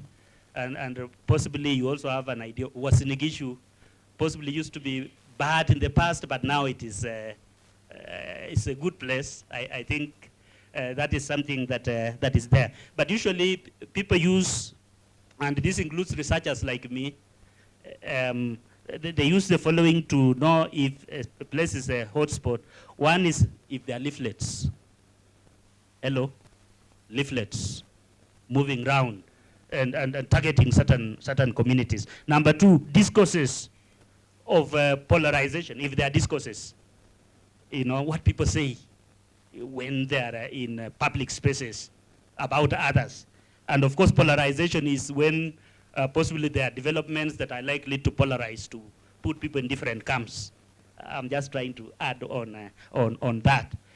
And of course, the historical background. If there is a strong evidence of conflict, usually it is hard for people to depart from that idea that this place can have risks. It's normal in human life. Once a structure is established, it's hard to delete it. I know sometimes when I travel, somebody says, nataka kushuka kwa miti moja. And I remember the matatu people stopping at miti moja. So I asked, where is this miti moja? And I was told, hakuna, kulikuwa na mti moja hapa. Hello? Si tuko pamoja? Kulikuwa na mti moja, lakini mti huo haupo. Lakini watu bado wanaita pale mti moja. So that is what makes historical background important, you know, in classifying that. And for researchers globally, they still use hotspots, and possibly Boit is challenging us to start coming up with the new ways of representing, you know, the conflict episodes. That is something I think for researchers. Yes. Number 3, strategies of using civil society organizations reaching communities. I've mentioned that in my presentation, but because the time was short, but it is there in the PowerPoints. Things like radio, using TVs, using road shows. Hello, are we together on that? Road shows and performances, going through streets to the grassroots, and with ideas, with the messages, and using local artists, you know, for them to project the messages, you know, to strengthen the messaging you are giving. And people will start hearing you and identifying with you. Lastly, the idea of North Rift region, the crisis of the protracted conflict in North Rift region. My answer to that is that North Rift region, like other regions, is related, I'm talking of other regions with the conflict, is related with what we call crisis in nation building in Africa. Crisis in nation building. We became independent from colonialism, but we were not one. We were not homogeneous. We were different, in fact, different nations. That's why we talk of national integration. We are trying to bring different nations together, and that is what our colleagues in the NCIC are doing, trying to build one identity called Kenya. It's at the level of citizenship we call nation state. We are trying to do that. We are trying to help people transfer their loyalties from the competing citizenship of ethnicities to the nation state. And that is something that takes time. It does not occur overnight. And NCIC is working on that with other actors and researchers. Remember, societies are fragmented. That is normal. In fact, I've even said that even within the same ethnic community, people are fragmented. And you've seen that. Somebody wants to be an MCA in an area where he was not born, and the locals there will tell him, you are not son of the soil or a daughter of the soil. Why can't you go where you are born? This place has the honors. And yet they speak the same language. And if that is able to operate at a local level, what of at the national space, where we have different ethnic communities? And add that to resource scarcity in the North Rift, which is a big part of it is arid and semi-arid area. Scarcity of resources actually triggers differences. People say, you know, we have to put boundaries, and when boundaries are put, people are able to, you know, do what they do, cattle rustling, you know, take them forcefully from their neighbors, because you see there's already a discourse that they are different from us. But if people think they are one, that will not happen. So it will take time. I know my colleagues, NCIC and others, will contribute to that. Thank you. Okay, thank you so much. Let's give them a hand clap. That was really good. Now we're going to have the second and last round of questions. So I have seen one question over there. I have Ngosase here. Let me see. My. Okay, let's agree one thing because they have to close. If you see the program inaisha saa 5:30. So this is an indicator, Bwana Henry, that we need more dialogues. Because time is not there. So let me see the by high show of hands again. Okay, so I'm having Felix here. Ngosase. I want a lady there. Okay, can we agree one question each? Yeah, one question each. Okay, strictly one. Wapi, Henry and Vincent, you want to start from there? Okay, only one question because we want to close. My question is this to the NIC. I think NIC are not sincere, surely. The reason being that I want to ask about dialogue. Na kwa nini hakuja kuwa dialogue between my party leader and Mr. Uhuru, who have shown biasness?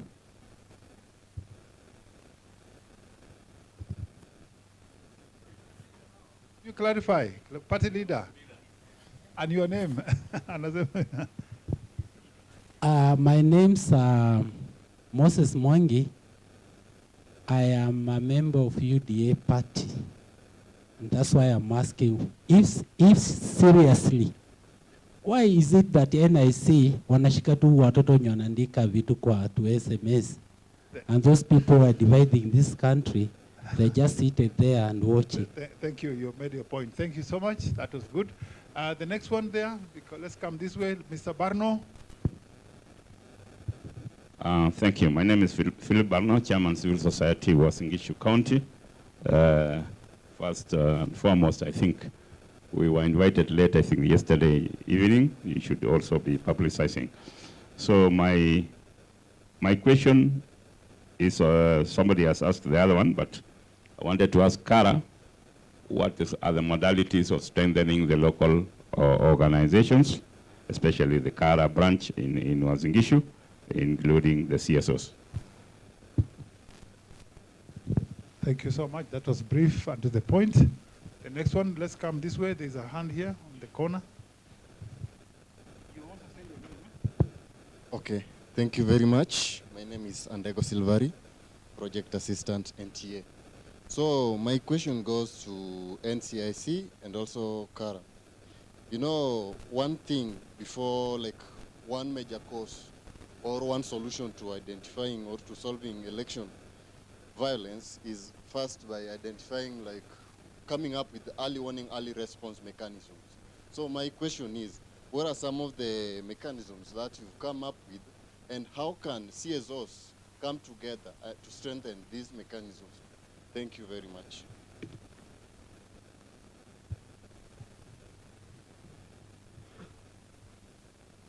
Yes, my name is Yasin. Nitatumia lugha ya Kiswahili kwa minajili ya wazee ambao wako katika hii nyumba. Swali yangu ni kwamba kuna tetesi kule mashinani, hasa vijana wengi wafanyi biashara kwa sababu ya gharama ya leseni katika hii kaunti ya Uasin Gishu. Vijana wanalalamika kwamba leseni iko juu, wameshindwa kufanya biashara. Sijui nyinyi kama Kara mna mikakati gani kuhakikisha kwamba bei ya leseni imepunguzwa ili vijana wengi waweze kukata leseni waweze kufanya biashara? Asante.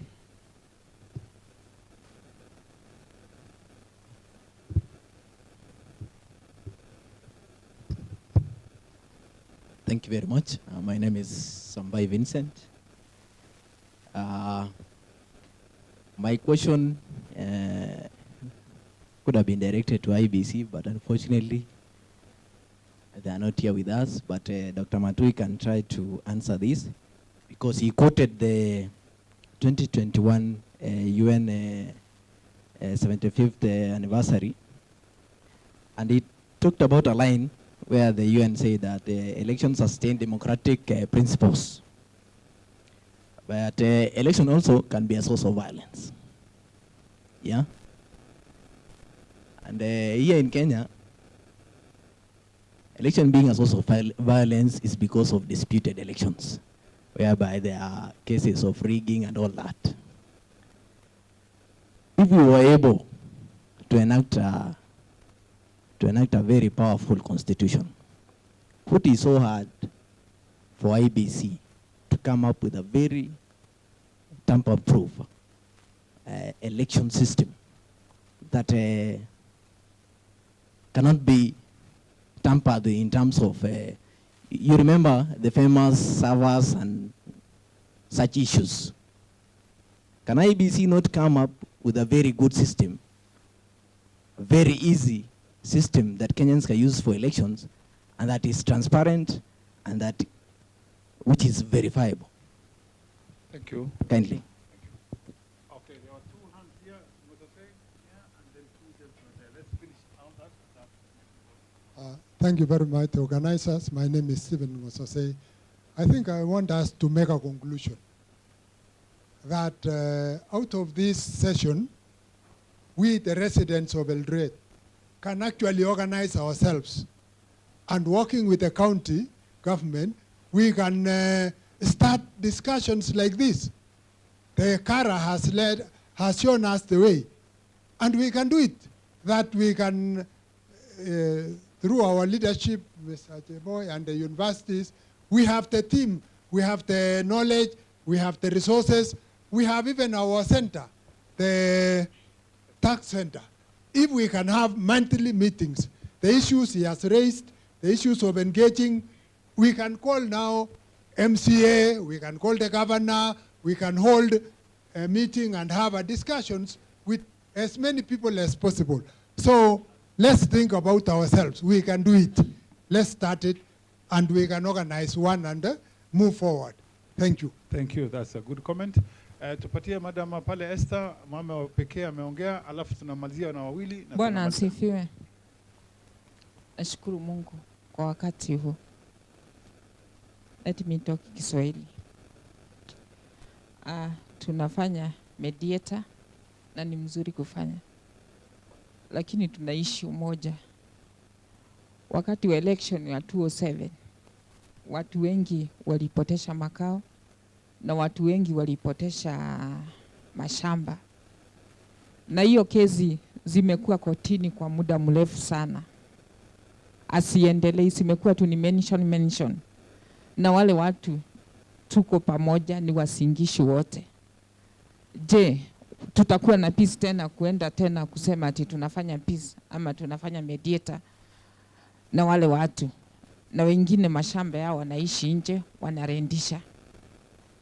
Thank you. Aha. Swali moja moja tu. Thank you, Kara, for this occasion. My name is Paul Ele, an old volunteer in this town. The way he said that we volunteer, I don't think it's right. We are always volunteering and others are eating the cake. I want to say, to ask few questions on NIC. Is it only conflicts on elections and politics? We in North Rift are now experiencing real climate change, and that is a source of conflict. We are also experiencing poverty, and it's a source of conflict in our North Rift. If NIC was formed for politics only, I think Kenya is wrong. We should open up this commission to address other issues facing mankind. The rains are late now, it's a conflict coming. What are we doing if NIC is only going to look at politics? Thank you. Expanding role of NIC. Good afternoon, everyone. My name is Felix from UNSTSN Kenya. And mine isn't much of a question, but a general comment or suggestion about partnership between the civil society and the government. I know for all of us who are keeping pets, that pet may not be able to bite the owner because the owner feeds it. And in this case, NCIC is the pet of the government. And we have seen a very steady move by the government to curtail the efforts of the civil society. The civil society are not given spaces to air their views.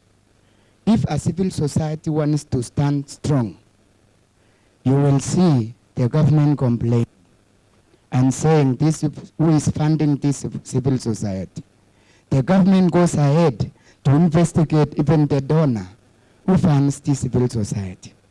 So, as I have said, NCIC may not and will not be able to deliver a peaceful election alone. It will call upon each and every one of us, you as an individual, you as an organization, and you as a government agency, to work with them, partner with them, so that we will realize a peaceful election.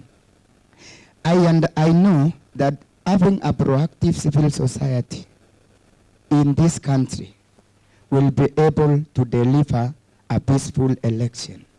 So that is much of my comment that I would like to say. Asante sana.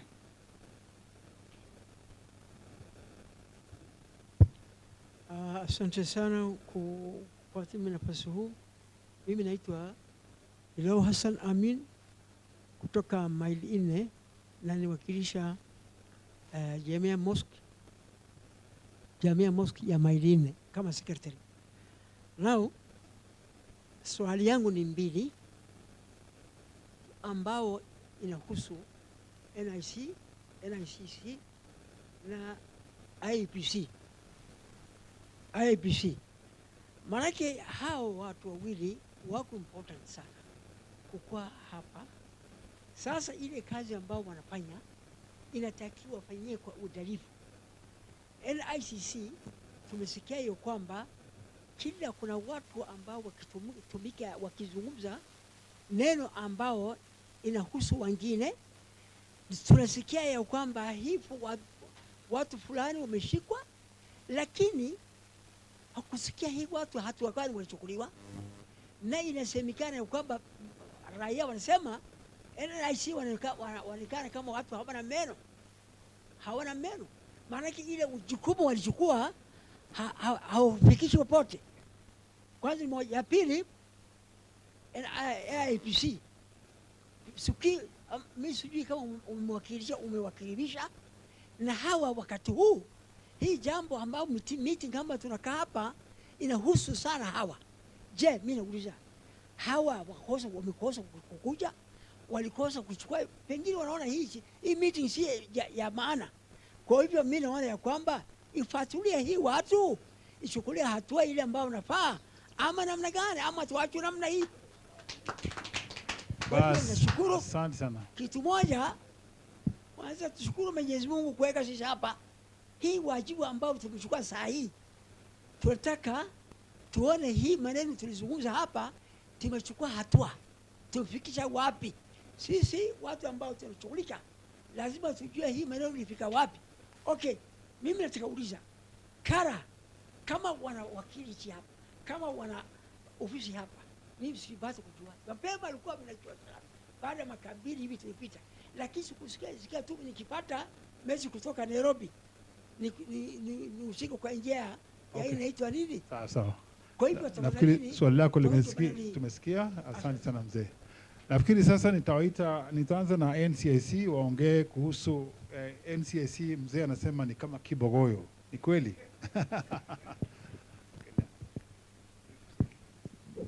Asante mzee. Watu wanasema ati hatuna meno. Nataka kuambia hebu jaribu tuone kama tutakuuma. Jaribu uone kama hatutakuuma. We are we have kuna meno, na even as we speak we are trying to expand and give power to NCIC through the bill that has gone through the first reading in parliament.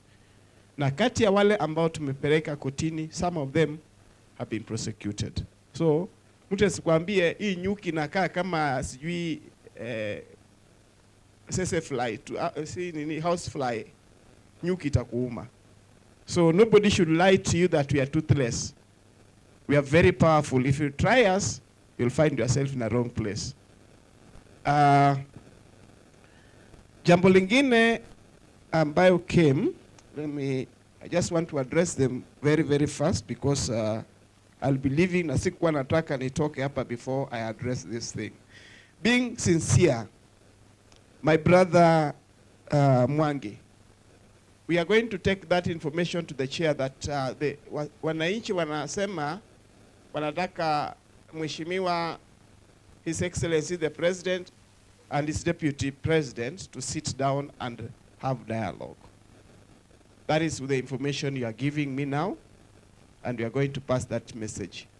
And one of us said that now that Kara has begun this, why can't we, the people of Uasin Gishu, continue with this good process? We are having the symposia of elders. Major Sei is the chairman, national chairman. Hivi karibuni, each and every county, we are going to have symposium ya wazee. Wazee kukaa chini na kuangalia nini ambayo wanaweza tatua katika kila county. So wazee wa Uasin Gishu County, pia nyinyi pia mtakuwa na nafasi kama hiyo. Mkae chini, mwangalieni nini ambayo mnahitaji na jinsi gani mnaweza tatua. So dialogues are going to come up in form of the symposium. The youth also are going to have their symposium. Religious leaders also going to have their symposium. Because those are the key segment of the community that can address our issues. Now, another important thing, can you organize yourself and call NCIC? This is the problem you are facing. We are ready to come to help you. Sawa sawa. Early warning, early response. I mentioned in the speech of the chairman, Reverend Dr. Samuel Kobia, the chairman of National Cohesion and Integration, that we have revamped Wiano platform. Now we need each one of you to be part of the Wiano platform. This will help us in the early warning, early response system. We are also monitoring hate speech, and very soon we are going to launch the National Action Plan Against Hate Speech. That is going to be the first one in the world. It has never been done anywhere in the world. Kenya is going to be #1 globally to launch action plan against hate speech. That will help us now to address this issue that my brother was saying. Some people are calling people umbwa, nini. That will help us to address.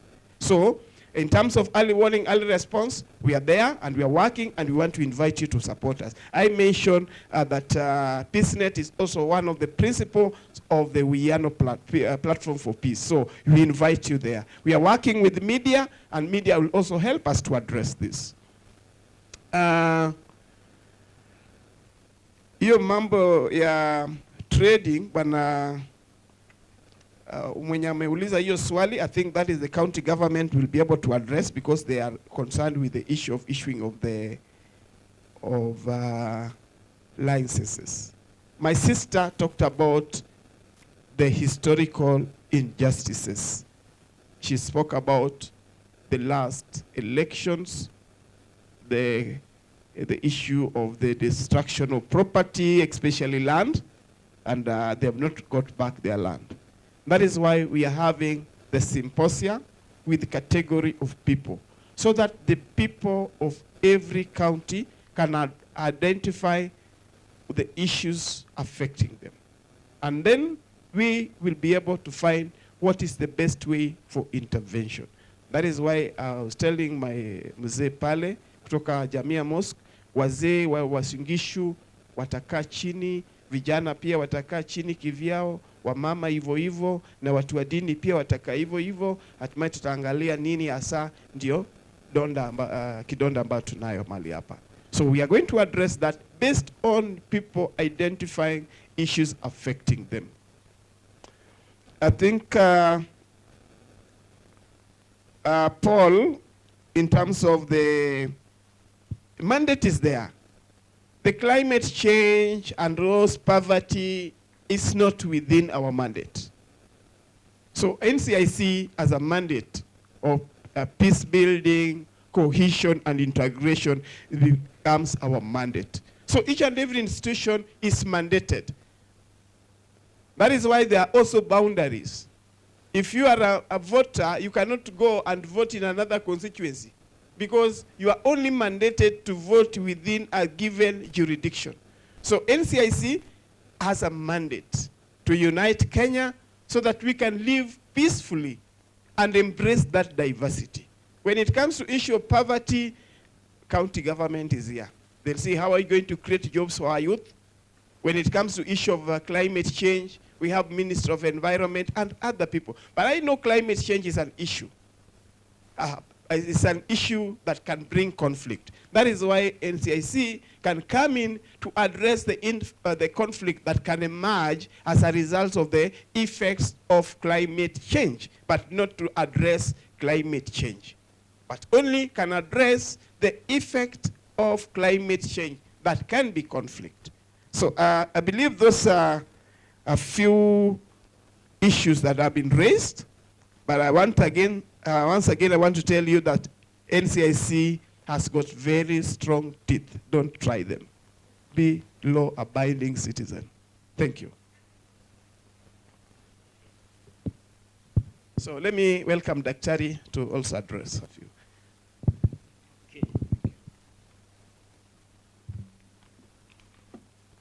Thank you so much, my colleague from the NCIC, for addressing those particular issues. Let me respond and just add on what he has said. The first issue concerns electoral system that is valid, watertight, that is effective. Yani mfumo wa upigaji kura ambao ni mwafaka. Kama mhadhiri ambaye nafundisha somo la utawala na siasa na maendeleo, mimi ningependa kusema ya kwamba nafikiri tumekuwa tunajaribu nchi hii, wale haswa IBC imekuwa inajaribu kubadilisha mfumo huo ili iweze kuwajibika zaidi kwa wapiga kura na taifa letu la Kenya, ili kusiwe na msukosuko, watu waweze kudhani ya kwamba kuna mambo fulani ambaye yamefanywa ambaye sio mazuri. Na jambo hilo pia lilishughulikiwa na curricular, the curricular report ilizungumzia jambo hilo. Ndiposa tumeweza kuwa na mfumo wa electronic transmission. Nafikiri hiyo ilianza 2013 na 2017, lakini pia tumekuwa na tetesi ya kwamba jambo hilo sio nzuri, na kuna wengine wanasema tuwe na hiyo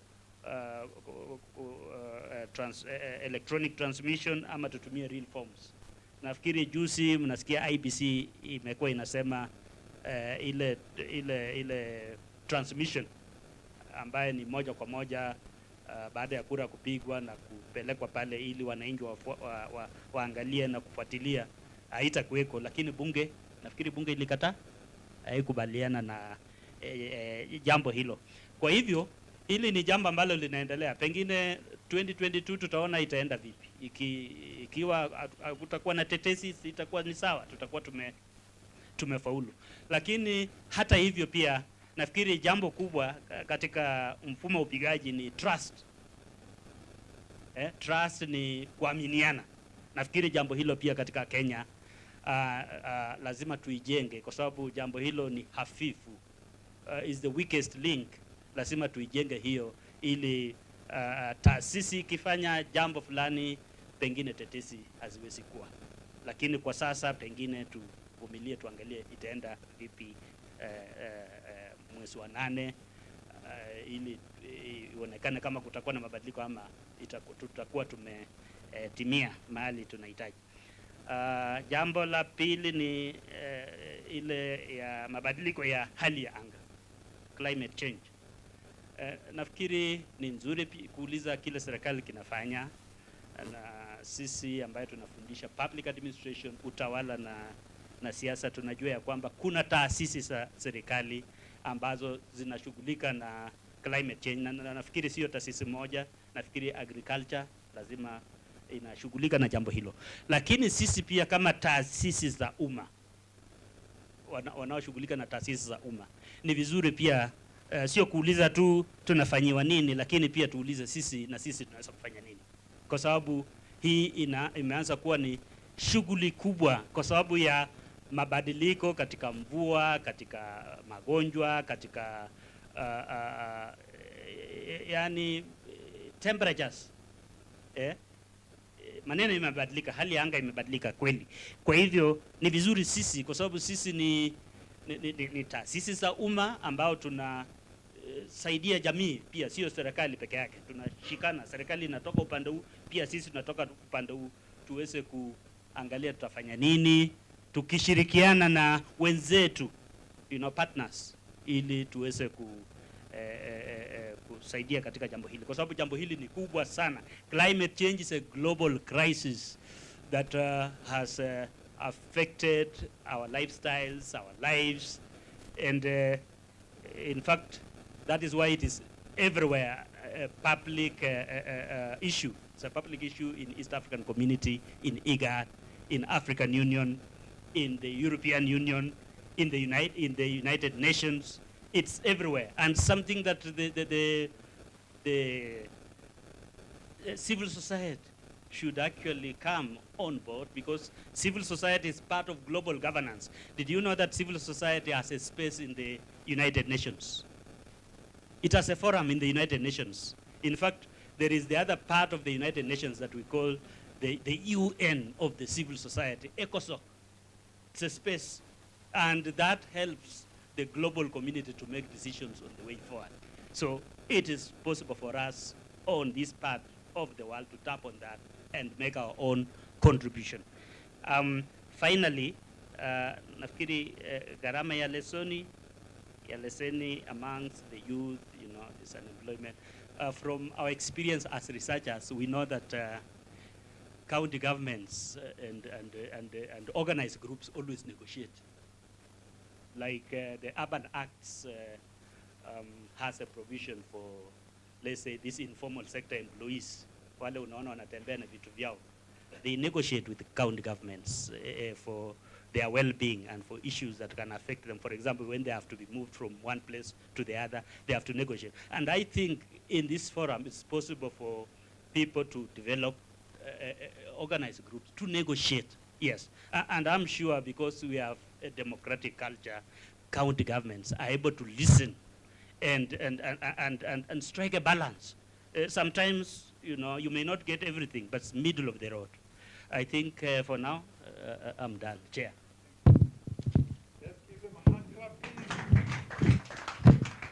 And that marks the end of our session. Now I want to invite Mr. Henry Ochieng, the CEO of Kara, to come address some of the issues that were raised at the floor, and then also give us the next steps or the way forward. Number two, I've also been conversing with a person from Gilbert from NCIC. We are going to see more of NCIC coming here so that we can have our dialogue sessions here in town. Sinamna hiyo jamani? Yeah, so that they can address some of the issues that have not been addressed today. So thank you so much. Now let me invite Kara to speak to us. Karibu sana Henry.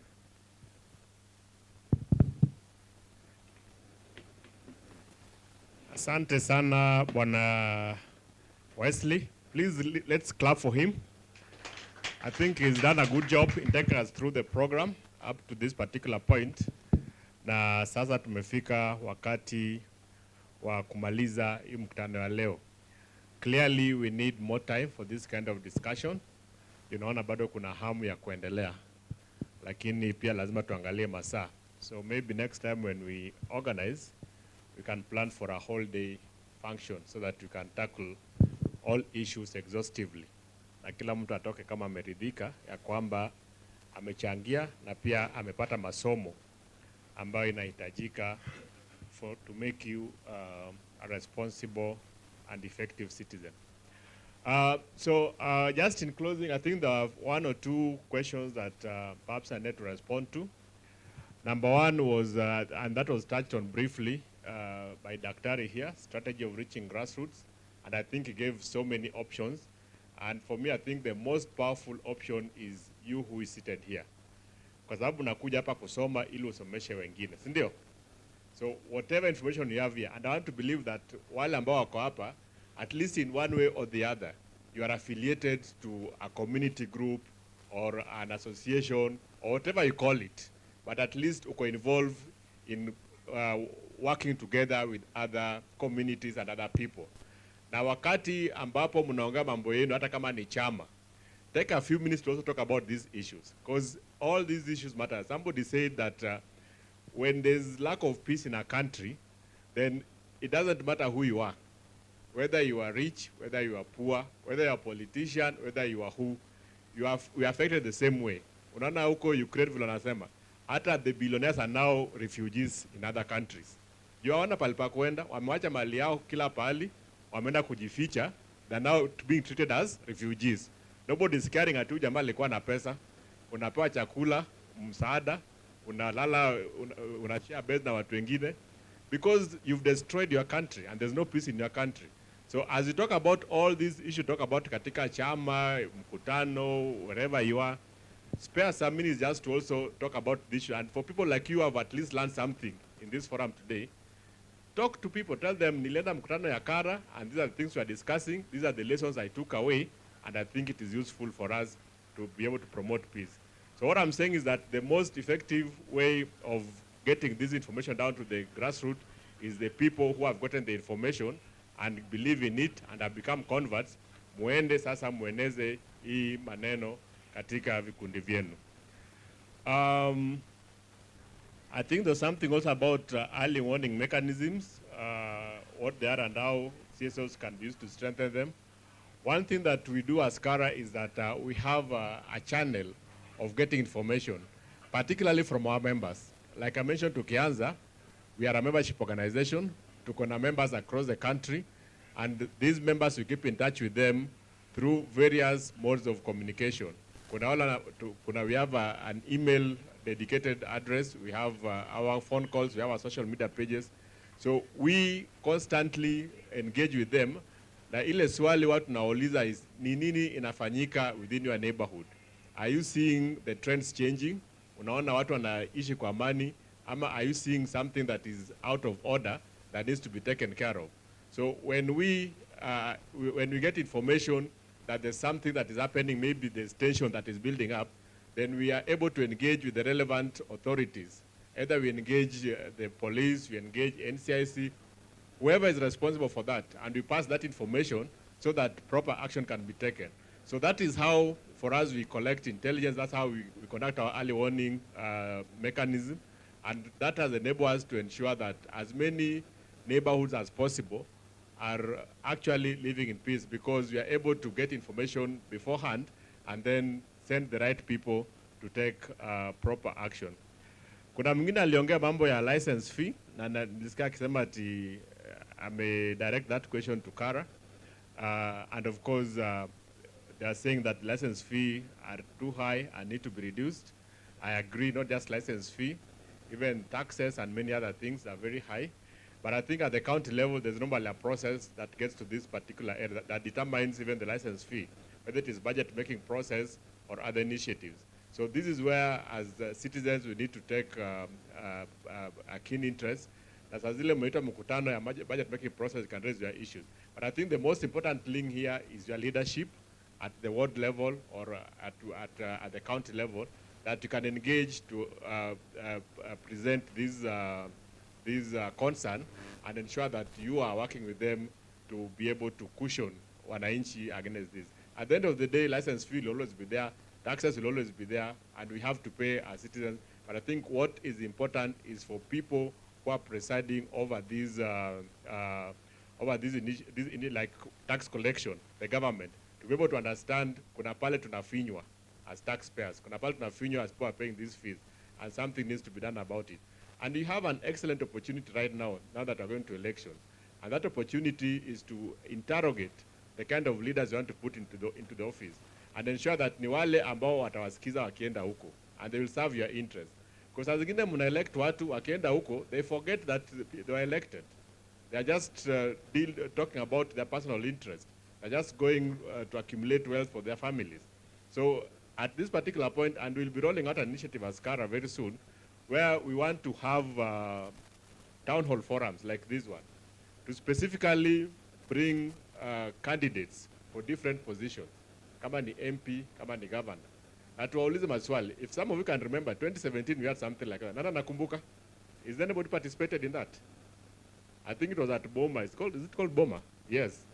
Mnakumbuka to letter the candidates were kina Buzeki, kina Mandago, and we brought them just before the election and we asked them to tell us their vision for the county, and we were able to engage with them and understand exactly what they're planning. So we are talking to our partners, and we are going to roll out a similar initiative to give you an opportunity as a voter. Mwelewe hawa ambao nataka kuwa elected. Who are they? What plans do they have? And are they the right people to be able to occupy office and serve your interest? Ama wanataka tu kazi. Akishapata kazi wanasahau the people that they're supposed to serve. So these are some of the platforms that you can be able to use to get people who, when they get there, they'll talk about issues of license fees, they'll talk about issue of taxation, mambo za access to credit, vitu kama hizo, and ensure that you as mwananchi who elected them are actually being taken care of in various fronts. I liked the suggestion and idea of residents to organize themselves locally to start off this kind of discussion, because there's no magic in doing this. You just have to organize yourself and say, we want to have a session.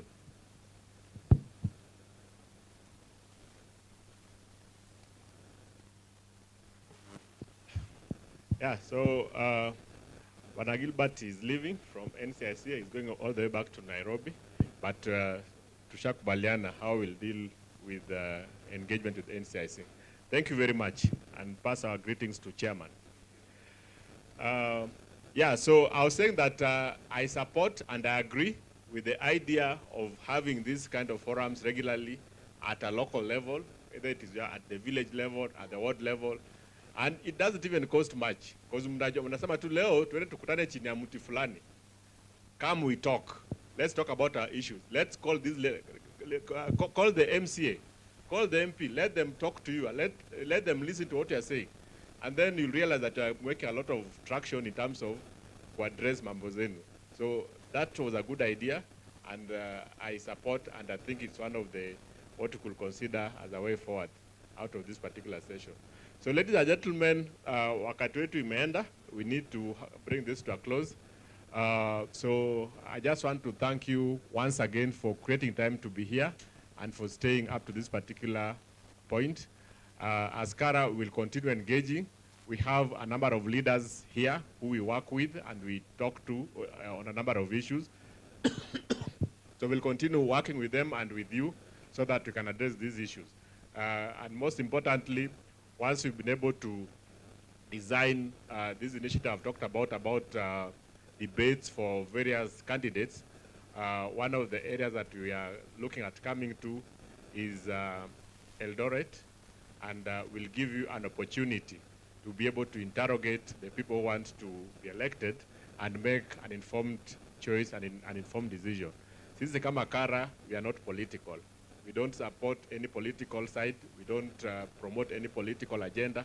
What we are interested in is to give wananchi an opportunity to make objective decisions and make informed choices by giving you a platform where all these people can come, wasikize, then we mwenyewe useme mtu fulani anakaa ndio mtu ambayo anaweza look at my interest when we put him in the office. So that's all we are interested in, and at the end of the day, wanasemanga, you get the leaders you deserve. Wale ambao wameelectwa, they've been elected by you. So kama afanyi kazi mzuri, then you should be able to start asking a question, what am I not doing right? Is it that I'm not electing the right people, or I'm looking at other factors to decide who to elect? Ama shida iko wapi? So you have to ask yourself questions and go back to the drawing board and say, next time when I have an opportunity to elect an MCA, to elect an MP, to elect a governor, any person presenting themselves for election, I must make a proper choice of the person who is going to address the issues that are of interest to us. Si wale wataenda huko to be psychophile, ama wataenda huko to accumulate wealth for themselves, and they forget that they were put in that place by somebody who needed services and who needed their interest to be addressed. So that's what we are going to do, and of course we'll communicate that very soon. Number two is that we did mention that we were actually expecting the governor to be here. Unfortunately, I'm told that he had to go to other places. I'm told there's a big funeral for Mzee Kibor happening, and of course he was not able to join us. But this discussion that we are having here, these questions, these issues that we are talking about here, is going to reach him. Because what we normally do after this kind of forums is that we develop a report with key issues that were brought forward, and then we present it to the people who we think need to listen to action.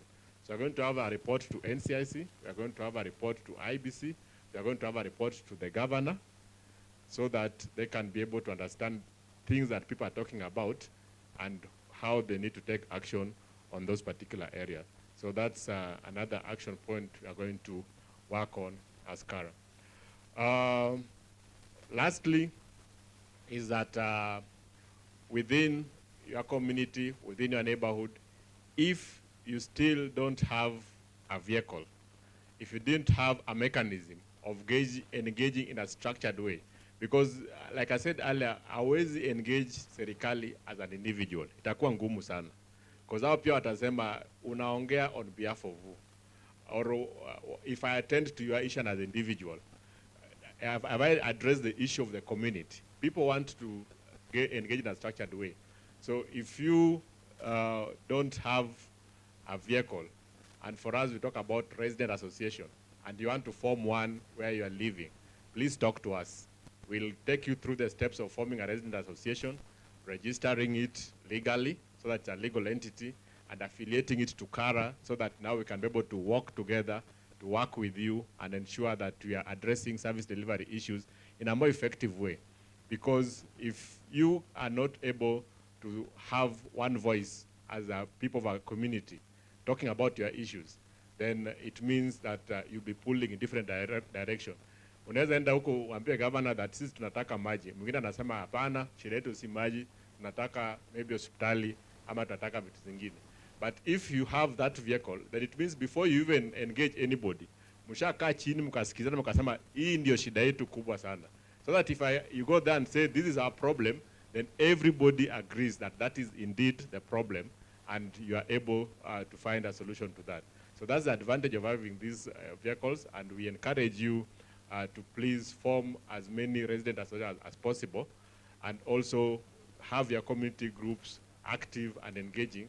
And as Kara, we are happy to work with you, whether you're a resident association, whether a community-based organization, civil society organization, or whatever formation you call yourself. We are happy to work with you to ensure that you are moving forward as a country and you are moving forward as a responsible citizen. So please talk to us if you need that guidance, and we'll be able to take you through that. Otherwise, I want to thank our speakers who have made a presentation. Gilbert Onyango was already left from NCIC, and next week we are meeting the chairman and the whole team of NCIC just to talk about some of the issues discussed here today, but also see how we can be able to address issues related to political elections in August in a more holistic way. Of course, we also thank our brother Dr. Bramwell Matui for very elaborate and informative presentation. My brother will share with us that presentation, because we need to share it with people who want to take time and look at it in depth and also learn something from it. So once he shares that, we'll share it on email. Those of you who want it can be able to indicate, and we'll share it on email so that you can be able to take time to go through that.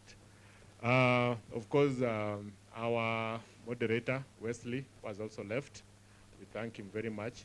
But most importantly, we thank all of you for being here once again. Because if you didn't come, hata tungefunga tu virago zetu na tuende mambo zingine. But because you are here, that's why the forum happened, and we are happy that you've raised pertinent issues and you are willing to engage moving forward.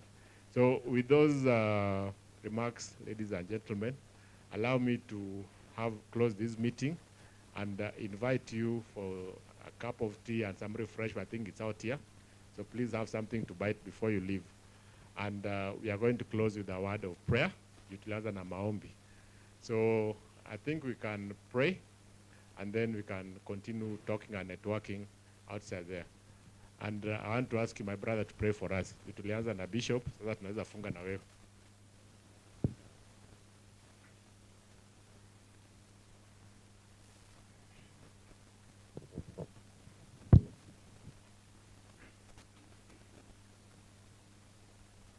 بسم الله الرحمن الرحيم. السلام عليكم ورحمة الله وبركاته. Niwasalimuni kwa jina ya Mwenyezi Mungu mwenye ambao ametupa hii nafasi kukuja kukutana hapa ili tupate kutimiza wajibu wetu ambao inataka tutumikie watu kadhaa katika Kenya mzima.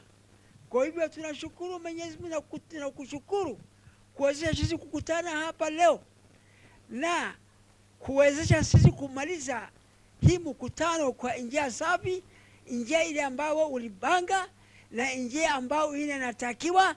Kwa hivyo sana tunakuomba tupeleke sisi kwa usalama kwa watu wetu, baadhi yetu wengine tulitoka kutoka mbali sana. Mwenyezi Mungu ambao ni peke yake hakuzaa wala hakuzaliwa wala hana mwana wala hana Mungu. Kwa hivyo tunakushukuru kwa namna yote kwa afya ambao sisi tumekana hapa, na tunakuomba nchi yetu awe nchi ya usalama, tupate kumaliza uchaguzi wetu kwa njia ya usalama, tupate viongozi atuwezeshe sisi tuchague yani wakazi ambao viongozi ambao wanatukulinda kwa njia ya usalama, kwa wale ambao wanatuangalia madhafa yetu, kuangalia mashauri yetu, kuangalia sisi kwa namna yote, tufanye wale ambao wa zamani hakuweza kutumika sisi kwa njia ambao wanazama. La, kwa hiyo tunajua kwamba sisi mambo ile ambayo tunazungumza hapa, Mwenyezi Mungu ni shahidi, na lazima tutekeleze ile njao ambayo tulizungumza hapa ndani. Yani for every meeting lazima inatakiwa implementation ifanyike kwa na bila miti ile implementation kufanyika, ile miti hatakuwa si ya mzuri. Kwa hivyo tunaomba Mwenyezi Mungu atulinde kwa njia ile usalama anatakiwa. Assalamu alaykum wa rahmatullahi wa barakatuh. Asante sana. Thank you very much. Please welcome for a cup of tea and some refreshments.